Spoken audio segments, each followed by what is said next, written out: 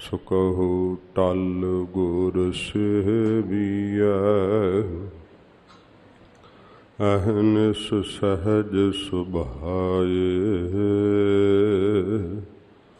ਦਰਸ਼ਨ ਪਰਸੈ ਗੁਰੂ ਕੈ। ਜਨਮ ਮਰਨ ਦੁਖ ਜਾਏ ਦਰਸ਼ਨ ਪਰਸੈ ਗੁਰੂ ਕੈ। ਜਨਮ ਮਰਨ ਦੁਖ ਜਾਏ।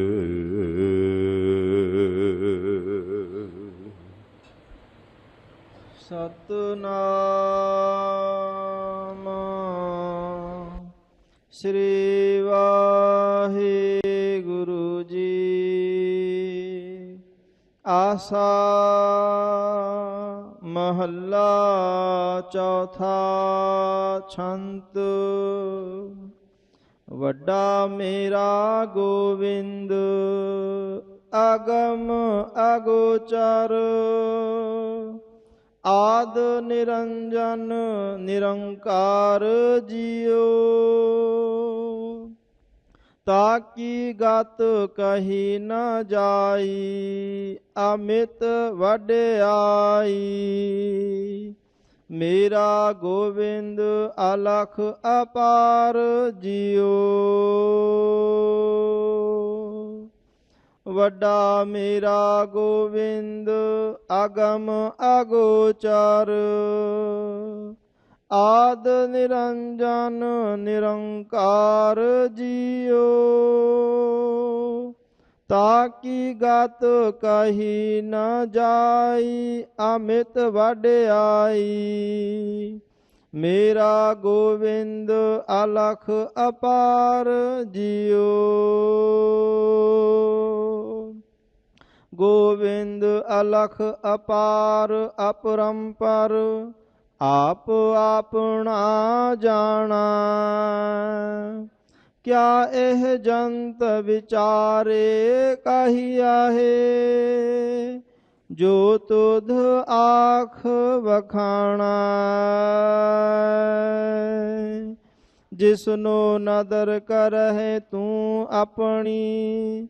ਸੋ ਗੁਰਮੁਖ ਕਰੇ ਵਿਚਾਰ ਜੀਓ। ਵੱਡਾ ਮੇਰਾ ਗੋਬਿੰਦ ਅਗਮ ਅਗੋਚਰ। ਆਦ ਨਿਰੰਜਨ ਨਿਰੰਕਾਰ ਜੀਓ। ਜਿਸਨੋ ਨਦਰ ਕਰਹਿ ਤੂੰ ਆਪਣੀ। ਸੋ ਗੁਰਮੁਖ ਕਰੇ ਵਿਚਾਰ ਜੀਓ। ਵੱਡਾ ਮੇਰਾ ਗੋਬਿੰਦ ਅਗਮ ਅਗੋਚਰ। ਆਦ ਨਿਰੰਜਨ ਨਿਰੰਕਾਰ ਜੀਓ।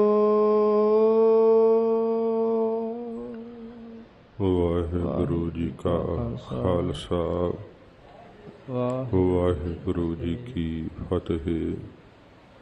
ਸੱਚੇ ਪਾਤਸ਼ਾਹ ਤਖਤ ਚਬਰ ਛਤਰ ਦੇ ਮਾਲਕ ਜਾਗਦੀ ਜੋਤ 10 ਪਾਤਸ਼ਾਹੀਆਂ ਦੇ ਆਤਮਕ ਸਵਰੂਪ ਧੰਨ ਸਾਹਿਬ ਸ਼੍ਰੀ ਗੁਰੂ ਗ੍ਰੰਥ ਸਾਹਿਬ ਜੀ ਮਹਾਰਾਜ ਸਤਿਗੁਰੂ ਜੀ ਦੀ ਪਰਮ ਦਇਆ ਸਦਕਾ ਆਪ ਜੀ ਸਤ ਸੰਗਤ ਦੀਆਂ ਘੜੀਆਂ ਦਾ ਸੁਖ ਮਾਣ ਰਹੇ ਹੋ।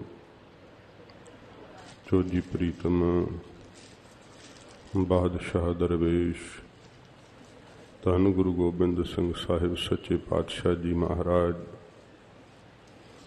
ਦੀਨ ਦਿਆਲ ਸਤਿਗੁਰੂ ਜੀ ਦੇ ਜੋਤੀ ਜੋਤ ਸਮਾਉਣ ਅਸਥਾਨ ਤਖਤ ਸੱਚਖੰਡ ਸ਼੍ਰੀ ਹਜ਼ੂਰ ਸ਼੍ਰੀ ਅਬਚਲ ਨਗਰ ਸਾਹਿਬ ਵਿਖੇ ਆਪ ਜੀ ਨੂੰ ਦਰਸ਼ਨ ਦਿਦਾਰਿਆਂ ਦਾ ਇਸ ਭਾਗ ਸਮਾਂ ਪ੍ਰਾਪਤ ਹੋਇਆ ਹੈ। ਸਤਿਗੁਰੂ ਜੀ ਦੇ ਪਾਵਨ ਤਖਤ ਦੀ ਯਾਤਰਾ ਕਰਦਿਆਂ ਹੋਇਆਂ सतगुरु जी की पवित्र संगत का आप जी लाभ उठा रहे हो। साध संगत जी 3 जून नूं शहीदां दे सरताज शांति दे पुंज गुरबाणी रचनहार निम्रता दे अथाह सागर धन गुरु अर्जन देव सच्चे पातशाह जी महाराज का शहीदी गुरपुरब है। सतगुरु जी का शहीदी पुरब जान के संगतां ने श्री सुखमनी साहिब जी के पाठ शाम के दीवान विच जदों समाप्ति हो जाती है उदों इन्हां पवित्र बाणी दे जाप आरंभ कीते हैं। सतगुरु गरीब निवास सच्चे पातशाह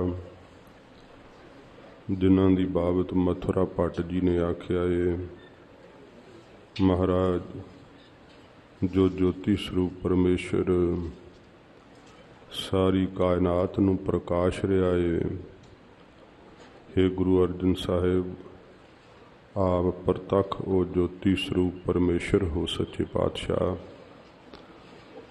सतगुरां जी ने तत्ती तवी ते बैठ करके शहादत प्राप्त की थी। गरीब नवाज जी दे पवित्र जीवन दी विचार कल तो आपां सरवण करना आरंभ करांगे।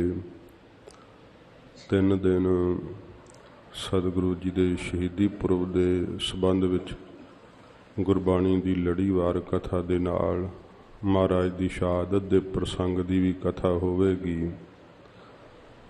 गरीब निवास सच्चे पातशाह जी शांतमई शहादत दे करके जालम दे जुल्म राज नूं सच्चे पातशाह जी ने मात पा दी।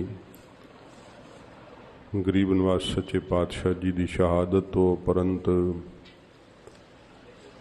मीरी पीरी दे मालक धन गुरु हरगोबिंद साहिब सच्चे पातशाह जी महाराज गुरु नानक साहिब जी के सिंघासन के उपर शस्त्र धारण करके सच्चे पातशाह जी महाराज विराजमान होए अते सिखां दे अंदरों जड़ता ते कायरता नूं महाराज जी ने नाश किया। गुरु घर दा ये अदुੱਤੀ असूल है। सच्चे पातशाह जी महाराज निमाणियां ते निताणियां वास्ते जिथे सच्चे पातशाह जी महाराज अपना आपा कुर्बान कर दिंदे है, उत्थे सतगुरां जी ने अपनी स्वै रखिया वास्ते रब्बी प्यार नूं सदा कायम रखण वास्ते सच्चे पातशाह जी महाराज ने शस्त्र धारण कीते ते अपनी स्वै रखिया भी सच्चे पातशाह जी ने करनी सानू सिखाई। जुल्म का नाश करन लई सच्चे पातशाह ने जालम का वध करन दी आग्या दिती, कहा ये पाप नहीं बहुत वड्डा पुण्य है जालम का अंत करना। ये सतगुरां जी ने अपनी सिक्ख्यावां विच बख्शिश की। महाराज जी का पवित्र जीवन आपां कल तो सरवण करांगे। सतगुरु की पवित्र बाणी की लड़ीवार कथा सत संगत जी आसा राग दे छंतां विच चल रही है। आओ प्यार शरदा नाल महाराज की अमृत बाणी की कथा सरवण करिए। सतगुरु जी के पवित्र चरणों का ध्यान करते हुए आखो जी सतनाम श्री वाहिगुरु साहिब जी। सतनाम श्री वाहिगुरु साहिब जी। सतनाम श्री वाहिगुरु जी। ਆਸਾ ਮਹੱਲਾ ਚੌਥਾ। ਛੰਤ। ਆਸਾ ਰਾਗ ਵਿੱਚ ਧੰਨ ਗੁਰੂ ਰਾਮਦਾਸ ਸੱਚੇ ਪਾਤਸ਼ਾਹ ਜੀ ਮਹਾਰਾਜ ਗਰੀਬ ਨਵਾਜ ਛੰਤਾਂ ਦੁਆਰਾ ਆਪਣੇ ਸ਼੍ਰੀ ਕੰਠ ਤੋਂ ਸਤਿਗੁਰੂ ਜੀ ਅੰਮ੍ਰਿਤ ਉਪਦੇਸ਼ ਦੀ ਬਖਸ਼ਿਸ਼ ਕਰਦੇ ਹੈ। ਹਜ਼ੂਰ ਦਾ ਪਵਿੱਤਰ ਦਰਸ਼ਨ ਹੀ ਸੁੱਖਾਂ ਦੀ ਅਵਧੀ ਹੈ। ਸਾਧ ਸੰਗਤ ਜੀ, ਸਿੱਖਾਂ ਨੂੰ ਇੰਨਾ ਸੁੱਖ ਮਿਲਦਾ ਮਹਾਰਾਜ ਜੀ ਦੇ ਦਰਸ਼ਨ ਕਰਕੇ ਕਿ ਜਿਵੇਂ ਭਵਰੇ ਕਮਲ ਫੁੱਲ 'ਤੇ ਖਿੱਚੇ ਚਲੇ ਆਉਂਦੇ ਹੈ। ਇਵੇਂ ਗੁਰੂ ਰਾਮਦਾਸ ਸੱਚੇ ਪਾਤਸ਼ਾਹ ਜੀ ਮਹਾਰਾਜ ਦਾ ਦਰਸ਼ਨ ਕਰਨ ਲਈ ਪ੍ਰੇਮੀ ਗੁਰਸਿੱਖ ਭਵਰਿਆਂ ਦੀ ਤਰ੍ਹਾਂ ਉਹਨਾਂ ਨੂੰ ਖਿੱਚ ਪੈਂਦੀ ਹੈ। ਸਤਿਗੁਰੂ ਜੀ ਦੇ ਕੋਲੋਂ ਨਾਮ ਦੀ ਖੁਸ਼ਬੂ ਪਾ ਕਰਕੇ ਨਿਹਾਲ ਹੁੰਦੇ ਆ ਗੁਰਸਿੱਖਾਂ ਦੇ ਮਨ। ਸੱਚੇ ਪਾਤਸ਼ਾਹ ਜੀ ਨੇ ਇੱਥੋਂ ਤੱਕ ਇਹ 6 ਸ਼ਬਦ ਮਹਾਰਾਜ ਉਚਾਰਨ ਕੀਤੇ ਹੈ। ਮਹਾਰਾਜ ਜੀ ਹੁਣ ਇਹ 7ਵਾਂ ਸ਼ਬਦ ਸਤਿਗੁਰੂ ਜੀ ਉਚਾਰਨ ਕਰਦੇ ਆ ਆਪਣੇ ਸ਼੍ਰੀ ਕੰਠ ਤੋਂ। ਵੱਡਾ ਮੇਰਾ ਗੋਬਿੰਦ ਆਗਮ ਅਗੋਚਰ। ਸਤਿਗੁਰੂ ਜੀ ਫਰਮਾਉਂਦੇ ਆ, ਇਹ ਮਹਾਰਾਜ ਜੀ ਨੇ ਵਾਹਿਗੁਰੂ ਜੀ ਦੇ ਸਨਮੁਖ ਸਤੋਤਰ ਰੂਪ ਵਿੱਚ ਸਾਧ ਸੰਗਤ ਜੀ ਸ਼ਬਦ ਉਚਾਰਨ ਕੀਤਾ ਹੈ। ਹਜ਼ੂਰ ਕਹਿੰਦੇ ਆ, ਜੋ ਗੋ ਕਹੀਏ ਪ੍ਰਿਥਵੀ ਤੇ ਬਿੰਦ ਕਹੀਏ ਪਾਲਣਾ ਕਰਨ ਵਾਲਾ, ਜੋ ਪ੍ਰਿਥਵੀ ਦੀ ਪਾਲਣਾ ਕਰਨ ਵਾਲਾ ਮੇਰਾ ਵਾਹਿਗੁਰੂ ਹੈ ਨਾ, ਸੱਚੇ ਪਾਤਸ਼ਾਹ ਜੀ ਕਹਿੰਦੇ ਉਹ ਤਾਂ ਬਹੁਤ ਵੱਡਾ ਹੈ। ਦੇਸ਼ ਕਾਲ ਵਸਤੂ ਪ੍ਰਸ਼ੇਦ ਰਹਿਤ ਹੈ ਉਹ ਪਰਮੇਸ਼ਰ। ਕਿਉਂਕਿ ਸੰਸਾਰ ਦੇ ਅੰਦਰ ਸਾਧ ਸੰਗਤ ਜੀ ਪ੍ਰਤਾਪ ਵੇਖ ਕਰਕੇ ਲੋਕ ਜਿਹੜਾ ਹੈ ਉਹਨੂੰ ਵੱਡਾ ਕਹਿਣ ਲੱਗ ਜਾਂਦੇ ਆ। ਇਉਂ ਹੀ ਕਈ ਨਾਸਤਿਕ ਸੋਚਦੇ ਆ ਕਿ ਕੋਈ ਰਾਜਾ ਹੋਇਆ ਹੋਣਾ, ਪਹਿਲਾਂ ਉਹਨੇ ਆਪਣਾ ਨਾਮ ਰੱਬ ਰਖਾ ਲਿਆ ਹੋਣਾ ਜਾਂ ਪਰਮੇਸ਼ਰ ਰਖਾ ਲਿਆ ਹੋਣਾ, ਅਤੇ ਅੰਧ ਵਿਸ਼ਵਾਸੀ ਲੋਕ ਇਸ ਤਰ੍ਹਾਂ ਫਿਰ ਉਹਨੂੰ ਰੱਬ ਕਰਕੇ ਪਰਮੇਸ਼ਰ ਕਰਕੇ ਮੰਨਣ ਲੱਗ ਪਏ। ਸਤਿਗੁਰੂ ਜੀ ਕਹਿੰਦੇ ਭਾਈ ਐਸਾ ਨਹੀਂ, ਉਹ ਤਾਂ ਇੰਨਾ ਵੱਡਾ ਹੈ ਕਿ ਉਹਦੇ ਵੱਡੇ ਹੋਣ ਬਾਰੇ ਉਹ ਆਪ ਹੀ ਜਾਣਦਾ ਹੈ ਕਿ ਉਹ ਕਿੱਡਾ ਕੁ ਵੱਡਾ ਹੈ। ਕਿਉਂਕਿ ਸੱਚੇ ਪਾਤਸ਼ਾਹ ਨੇ ਕਿਹਾ ਕਿ ਕੇਵੜ ਵੱਡਾ ਡੀਠਾ ਹੋਏ। ਕਿੱਡਾ ਕੁ ਵੱਡਾ ਉਹ ਕਿਸੇ ਨੇ ਡਿੱਠਿਆ ਹੋਵੇ ਤੇ ਤਾਂ ਹੀ ਉਹਨੂੰ ਪਤਾ ਹੈ ਨਾ। ਸਤਿਗੁਰੂ ਜੀ ਕਹਿੰਦੇ ਉਹ ਕਿੱਡਾ ਕੁ ਵੱਡਾ ਏ ਉਹ ਤਾਂ ਆਪ ਹੀ ਜਾਣਦਾ ਵਾਹਿਗੁਰੂ। ਫਿਰ ਦੇਸ਼ ਕਰਕੇ ਉਹਦਾ ਅੰਤ ਨਹੀਂ ਹੈ, ਕਿਉਂਕਿ ਉਹ ਸਾਰੇ ਥਾਵਾਂ 'ਤੇ ਵਿਆਪਕ ਹੈ। ਇਸ ਕਰਕੇ ਦੇਸ਼ ਕਰਕੇ ਉਹਦੀ ਹੱਦ ਨਹੀਂ ਕਿ ਉਹ ਕਿਤੇ ਭਾਰਤ ਵਿੱਚ ਹੀ ਰਹਿੰਦਾ ਹੈ ਅਤੇ ਭਾਰਤ ਦੀ ਹੱਦ ਖਤਮ ਹੋਣ ਤੋਂ ਫਿਰ ਬਾਹਰ ਦੂਜੇ ਦੇਸ਼ ਵਿੱਚ ਨਹੀਂ ਹੈ। ਨਹੀਂ, ਦੇਸ਼ ਦੀ ਹੱਦ ਕਰਕੇ ਉਹਨੂੰ ਬੰਨ੍ਹਿਆ ਨਹੀਂ ਜਾਂਦਾ, ਉਹ ਤਾਂ ਸਾਰਿਆਂ ਥਾਵਾਂ 'ਤੇ ਵਿਆਪਕ ਹੈ, ਇਸ ਕਰਕੇ ਵੱਡਾ ਹੈ। ਫਿਰ ਸੱਚੇ ਪਾਤਸ਼ਾਹ ਜੀ ਕਹਿੰਦੇ ਕਿ ਉਹਦੇ ਉੱਤੇ ਕਾਲ ਦਾ ਪ੍ਰਭਾਵ ਨਹੀਂ, ਉਹ ਅਬਨਾਸੀ ਹੈ, ਤਿੰਨਾਂ ਕਾਲਾਂ ਵਿੱਚ ਹੀ ਸਦਾ ਰਹਿੰਦਾ ਹੈ, ਇਸ ਕਰਕੇ ਉਹ ਵੱਡਾ ਹੈ। ਅਤੇ ਜੰਮਣ ਮਰਨ 'ਚ ਨਾ ਹੋਣੇ ਕਰਕੇ ਵਸਤੂ ਕਰਕੇ ਅੰਤ ਨਹੀਂ ਹੈ, ਅਤੇ ਪ੍ਰਸ਼ੇਦ ਉਹਨੂੰ ਵੰਡਿਆ ਨਹੀਂ ਜਾ ਸਕਦਾ, ਦੋ ਥਾਂ 'ਤੇ ਨਹੀਂ ਕੀਤਾ ਜਾ ਸਕਦਾ। ਪਰਮੇਸ਼ਰ ਵਰਗਾ ਕੋਈ ਦੂਸਰਾ ਹੋਰ ਹੈ ਨਹੀਂ, ਸੱਚੇ ਪਾਤਸ਼ਾਹ ਜੀ ਕਹਿੰਦੇ, ਇਸ ਕਰਕੇ ਵੱਡਾ ਮੇਰਾ ਗੋਬਿੰਦ ਅਗਮ ਅਗੋਚਰ। ਫਿਰ ਉਹ ਮਨ ਦੀ ਪਹੁੰਚ ਤੋਂ ਪਰੇ ਹੈ। ਅਸ਼ੁੱਧ ਮਨ ਕਰਕੇ ਵਾਹਿਗੁਰੂ ਤੱਕ ਪਹੁੰਚਿਆ ਨਹੀਂ ਜਾ ਸਕਦਾ। ਅਗੋਚਰ ਉਹ ਇੰਦਰੀਆਂ ਦੇ ਅਵਿਸ਼ੇ ਹੈ। ਸੱਚੇ ਪਾਤਸ਼ਾਹ ਜੀ ਮਹਾਰਾਜ ਕਹਿੰਦੇ, ਕੋਈ ਭਾਈ ਸਥੂਰ ਰੂਪ ਹੋਵੇ, ਕੋਈ ਕਾਲਾ ਚਿੱਟਾ, ਕੋਈ ਗੋਰਾ ਰੰਗ ਹੋਵੇ ਅਤੇ ਅੱਖਾਂ ਦਾ ਧਰਮ ਹੈ ਵੇਖ ਲੈਂਦੀਆਂ, ਨਿਰਣਾ ਕਰ ਲੈਂਦੀਆਂ। ਸੁਗੰਧੀ ਹੋਵੇ ਅਤੇ ਨੱਕ ਸੁੰਘ ਕੇ ਉਹਦਾ ਨਿਰਣਾ ਕਰ ਲੈਂਦਾ ਹੈ। ਕੋਈ ਆਵਾਜ਼ ਹੋਵੇ ਅਤੇ ਕੰਨ ਸੁਣ ਕੇ ਨਿਰਣਾ ਕਰ ਲੈਂਦੇ ਹੈ। ਸਾਧ ਸੰਗਤ ਜੀ, ਨਰਮ ਗਰਮ ਹੋਵੇ, ਸਖਤ ਹੋਵੇ ਤਾਂ ਚਮੜੀ ਪਰਸ ਕੇ ਨਿਰਣਾ ਕਰ ਦਿੰਦੀ ਹੈ। ਜ਼ਬਾਨ ਜਿਹੜੀ ਆ ਉਹ ਚੱਖ ਕੇ ਨਿਰਣਾ ਕਰ ਦਿੰਦੀ ਹੈ। ਸੱਚੇ ਪਾਤਸ਼ਾਹ ਕਹਿੰਦੇ ਆ ਕਿ ਪਰਮੇਸ਼ਰ ਇੰਦਰੀਆਂ ਦੇ ਵੀ ਅਵਿਸ਼ੇ ਹੈ। ਇੰਦਰੀਆਂ ਕਰਕੇ ਉਹ ਅਗੋਚਰ ਵੈ, ਉਹਦੇ ਤੱਕ ਇੰਦਰੀਆਂ ਕਰਕੇ ਵੀ ਜੀਵ ਦੀ ਪਹੁੰਚ ਨਹੀਂ। ਨਾ ਕਰਮ ਇੰਦਰੀਆਂ ਕਰਕੇ ਨਾ ਗਿਆਨ ਇੰਦਰੀਆਂ ਕਰਕੇ। ਸਤਿਗੁਰੂ ਜੀ ਕਹਿੰਦੇ ਇਸ ਕਰਕੇ ਭਾਈ ਉਹ ਅਗੋਚਰ ਹੈ ਮੇਰਾ ਵਾਹਿਗੁਰੂ, ਤੇ ਸਭ ਤੋਂ ਵੱਡਾ ਹੈ, ਉਹਦੇ ਜਿੱਡਾ ਵੱਡਾ ਕੋਈ ਹੋਰ ਹੈ ਨਹੀਂ ਹੈ। ਆਦ ਨਿਰੰਜਨ ਨਿਰੰਕਾਰ ਜੀਓ। ਫਿਰ ਹਜੂਰ ਕਹਿੰਦੇ ਉਹ ਆਦ ਵੈ, ਜਦੋਂ ਕੁਛ ਵੀ ਨਹੀਂ ਸੀਗਾ, ਨਾ ਸੂਰਜ ਸੀ, ਨਾ ਚੰਦਰਮਾ ਸੀ, ਨਾ ਹਵਾ ਸੀ, ਨਾ ਅੱਗ ਸੀ, ਨਾ ਪਾਣੀ ਸੀ, ਨਾ ਇਹ ਧਰਤੀ ਸੀ। ਸੱਚੇ ਪਾਤਸ਼ਾਹ ਕਹਿੰਦੇ ਉਦੋਂ ਵੀ ਉਹ ਪਰਮੇਸ਼ਰ ਸੀ। ਇਸ ਕਰਕੇ ਸਭ ਦਾ ਆਦ ਰੂਪ ਹੈ, ਮੁੱਢ ਰੂਪ ਉਹ ਆਪ ਹੀ ਹੈ ਕਿ ਉਹਦੇ ਤੋਂ ਹੀ ਸਾਰਿਆਂ ਦੀ ਉਤਪਤੀ ਹੋਈ ਹੈ। ਤੇ ਫਿਰ ਨਿਰੰਜਨ ਨਿਰਅੰਜਨ ਉਹ ਮਾਇਆ ਦੀ ਕਾਲਖ ਤੋਂ ਰਹਿਤ ਹੈ, ਭਾਵ ਸੁੱਧ ਸਰੂਪ ਹੈ, ਉਹਦੇ ਵਿੱਚ ਕੋਈ ਮੈਲ ਨਹੀਂ ਹੈ। ਮਹਾਰਾਜ ਸੱਚੇ ਪਾਤਸ਼ਾਹ ਕਹਿੰਦੇ ਵਾਹਿਗੁਰੂ ਐਸਾ ਸੁੱਧ ਸਰੂਪ ਹੈ। ਆਦ ਨਿਰੰਜਨ ਨਿਰੰਕਾਰ ਜੀਓ। ਫਿਰ ਉਹ ਮਾਇਕੀ ਆਕਾਰਾਂ ਤੋਂ ਰਹਿਤ ਹੈ, ਉਹਦਾ ਕੋਈ ਆਕਾਰ ਕਥਨ ਨਹੀਂ ਕੀਤਾ ਜਾ ਸਕਦਾ। ਸੱਚੇ ਪਾਤਸ਼ਾਹ ਜੀ ਕਹਿੰਦੇ ਹੈ ਕਿ ਕੋਈ ਉਹਦਾ ਆਕਾਰ ਮੂਰਤੀ ਰੂਪ ਵਿੱਚ ਕਲਪਤ ਕਰਕੇ ਤੁਸੀਂ ਕਥਨ ਨਹੀਂ ਕਰ ਸਕਦੇ ਕਿ ਇਹ ਪਰਮੇਸ਼ਰ ਹੈ, ਕਿਉਂਕਿ ਉਹ ਆਕਾਰਾਂ ਤੋਂ ਰਹਿਤ ਹੈ, ਨਿਰਾਕਾਰ ਸਰੂਪ ਹੈ। ਤਾਕੀ ਗਤ ਕਹੀ ਨ ਜਾਈ ਅਮਿਤ ਵਡਿਆਈ। ਉਸ ਵਾਹਿਗੁਰੂ ਦੀ ਗਤ ਜਿਹੜੀ ਚਾਲ ਹੈ ਨਾ, ਸੱਚੇ ਪਾਤਸ਼ਾਹ ਜੀ ਕਹਿੰਦੇ ਕਹੀ ਨਹੀਂ ਜਾ ਸਕਦੀ ਕਿ ਉਹਦੀ ਗਤ ਮਰਿਆਦਾ ਕੀ ਹੈ, ਉਹ ਕਿਸ ਤਰ੍ਹਾਂ ਸੰਸਾਰ ਨੂੰ ਸਾਜਦਾ ਹੈ, ਨਹੀਂ ਕਿਹਾ ਜਾ ਸਕਦਾ। ਸਾਧ ਸੰਗਤ ਜੀ, ਇਹ ਜੀਵ ਸੋਚਦੇ ਹੈ ਕਿ ਵੇਖੋ ਇਹ ਸਾਰੀਆਂ ਜੂਨਾਂ ਨਰ ਤੇ ਮਾਦਾ ਸੰਬੰਧ ਹੋਣ ਨਾਲ ਅੱਗੇ ਜਿਹੜਾ ਉਹ ਸੰਸਾਰ ਉਤਪੰਨ ਹੁੰਦਾ ਹੈ। ਸਾਧ ਸੰਗਤ ਜੀ, ਜਿਹੜੀ ਮਾਤਾ ਆਪਣੇ ਉਦਰ ਤੋਂ ਬੱਚੇ ਨੂੰ ਜਨਮ ਦਿੰਦੀ ਹੈ ਨਾ, ਤੇ ਜਦੋਂ ਗਰਭ ਠਹਿਰਨ ਦਾ ਸਮਾਂ ਹੁੰਦਾ ਉਹਨੂੰ ਆਪ ਨੂੰ ਵੀ ਇਲਮ ਨਹੀਂ ਹੁੰਦਾ। ਇਹ ਤਾਂ ਵਾਹਿਗੁਰੂ ਹੀ ਅੰਸ਼ ਪਾਉਂਦੇ ਆ ਆਪਣੀ, ਪਰਮੇਸ਼ਰ ਦੀ ਅੰਸ਼ ਹੈ। ਕਹਿ ਕਬੀਰ ਇਹੋ ਰਾਮ ਕੀ ਅੰਸ਼, ਪਰਮੇਸ਼ਰ ਦੀ ਅੰਸ਼ ਵਿੱਚ ਪੈਂਦੀ ਹੈ।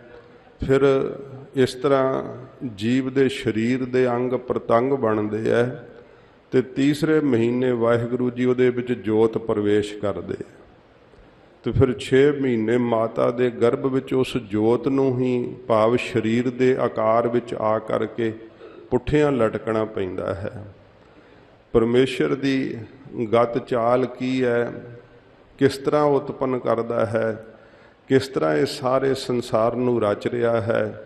ਸਤਿਗੁਰੂ ਜੀ ਕਹਿੰਦੇ ਭਾਈ ਉਹਦੀ ਗਤ ਮਿੱਤ ਕੋਈ ਜਾਣ ਨਹੀਂ ਸਕਦਾ, ਉਹਦੀ ਚਾਲ ਨੂੰ ਕੋਈ ਜਾਣ ਨਹੀਂ ਸਕਦਾ ਹੈ, ਕਿਉਂਕਿ ਉਹਨੂੰ ਨਾ ਤਾਂ ਸਰੀਰ ਕਰਕੇ ਪਕੜਿਆ ਜਾਂਦਾ ਹੈ, ਨਾ ਸ਼ਕਤੀ ਕਰਕੇ, ਨਾ ਬਿਰਤੀ ਕਰਕੇ।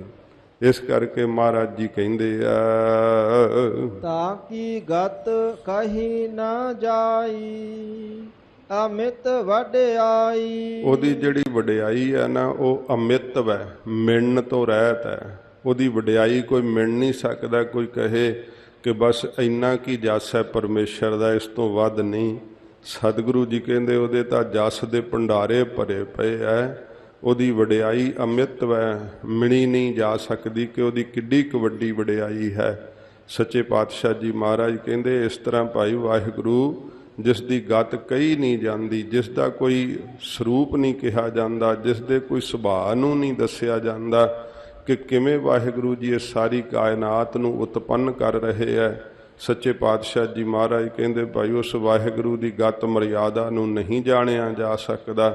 ਉਹਦੀ ਅਮਿਤ ਵਡਿਆਈ ਜਿਹੜੀ ਆ ਉਹ ਬੇਅੰਤ ਹੈ, ਉਹਨੂੰ ਮਿਣਿਆ ਨਹੀਂ ਜਾਂਦਾ।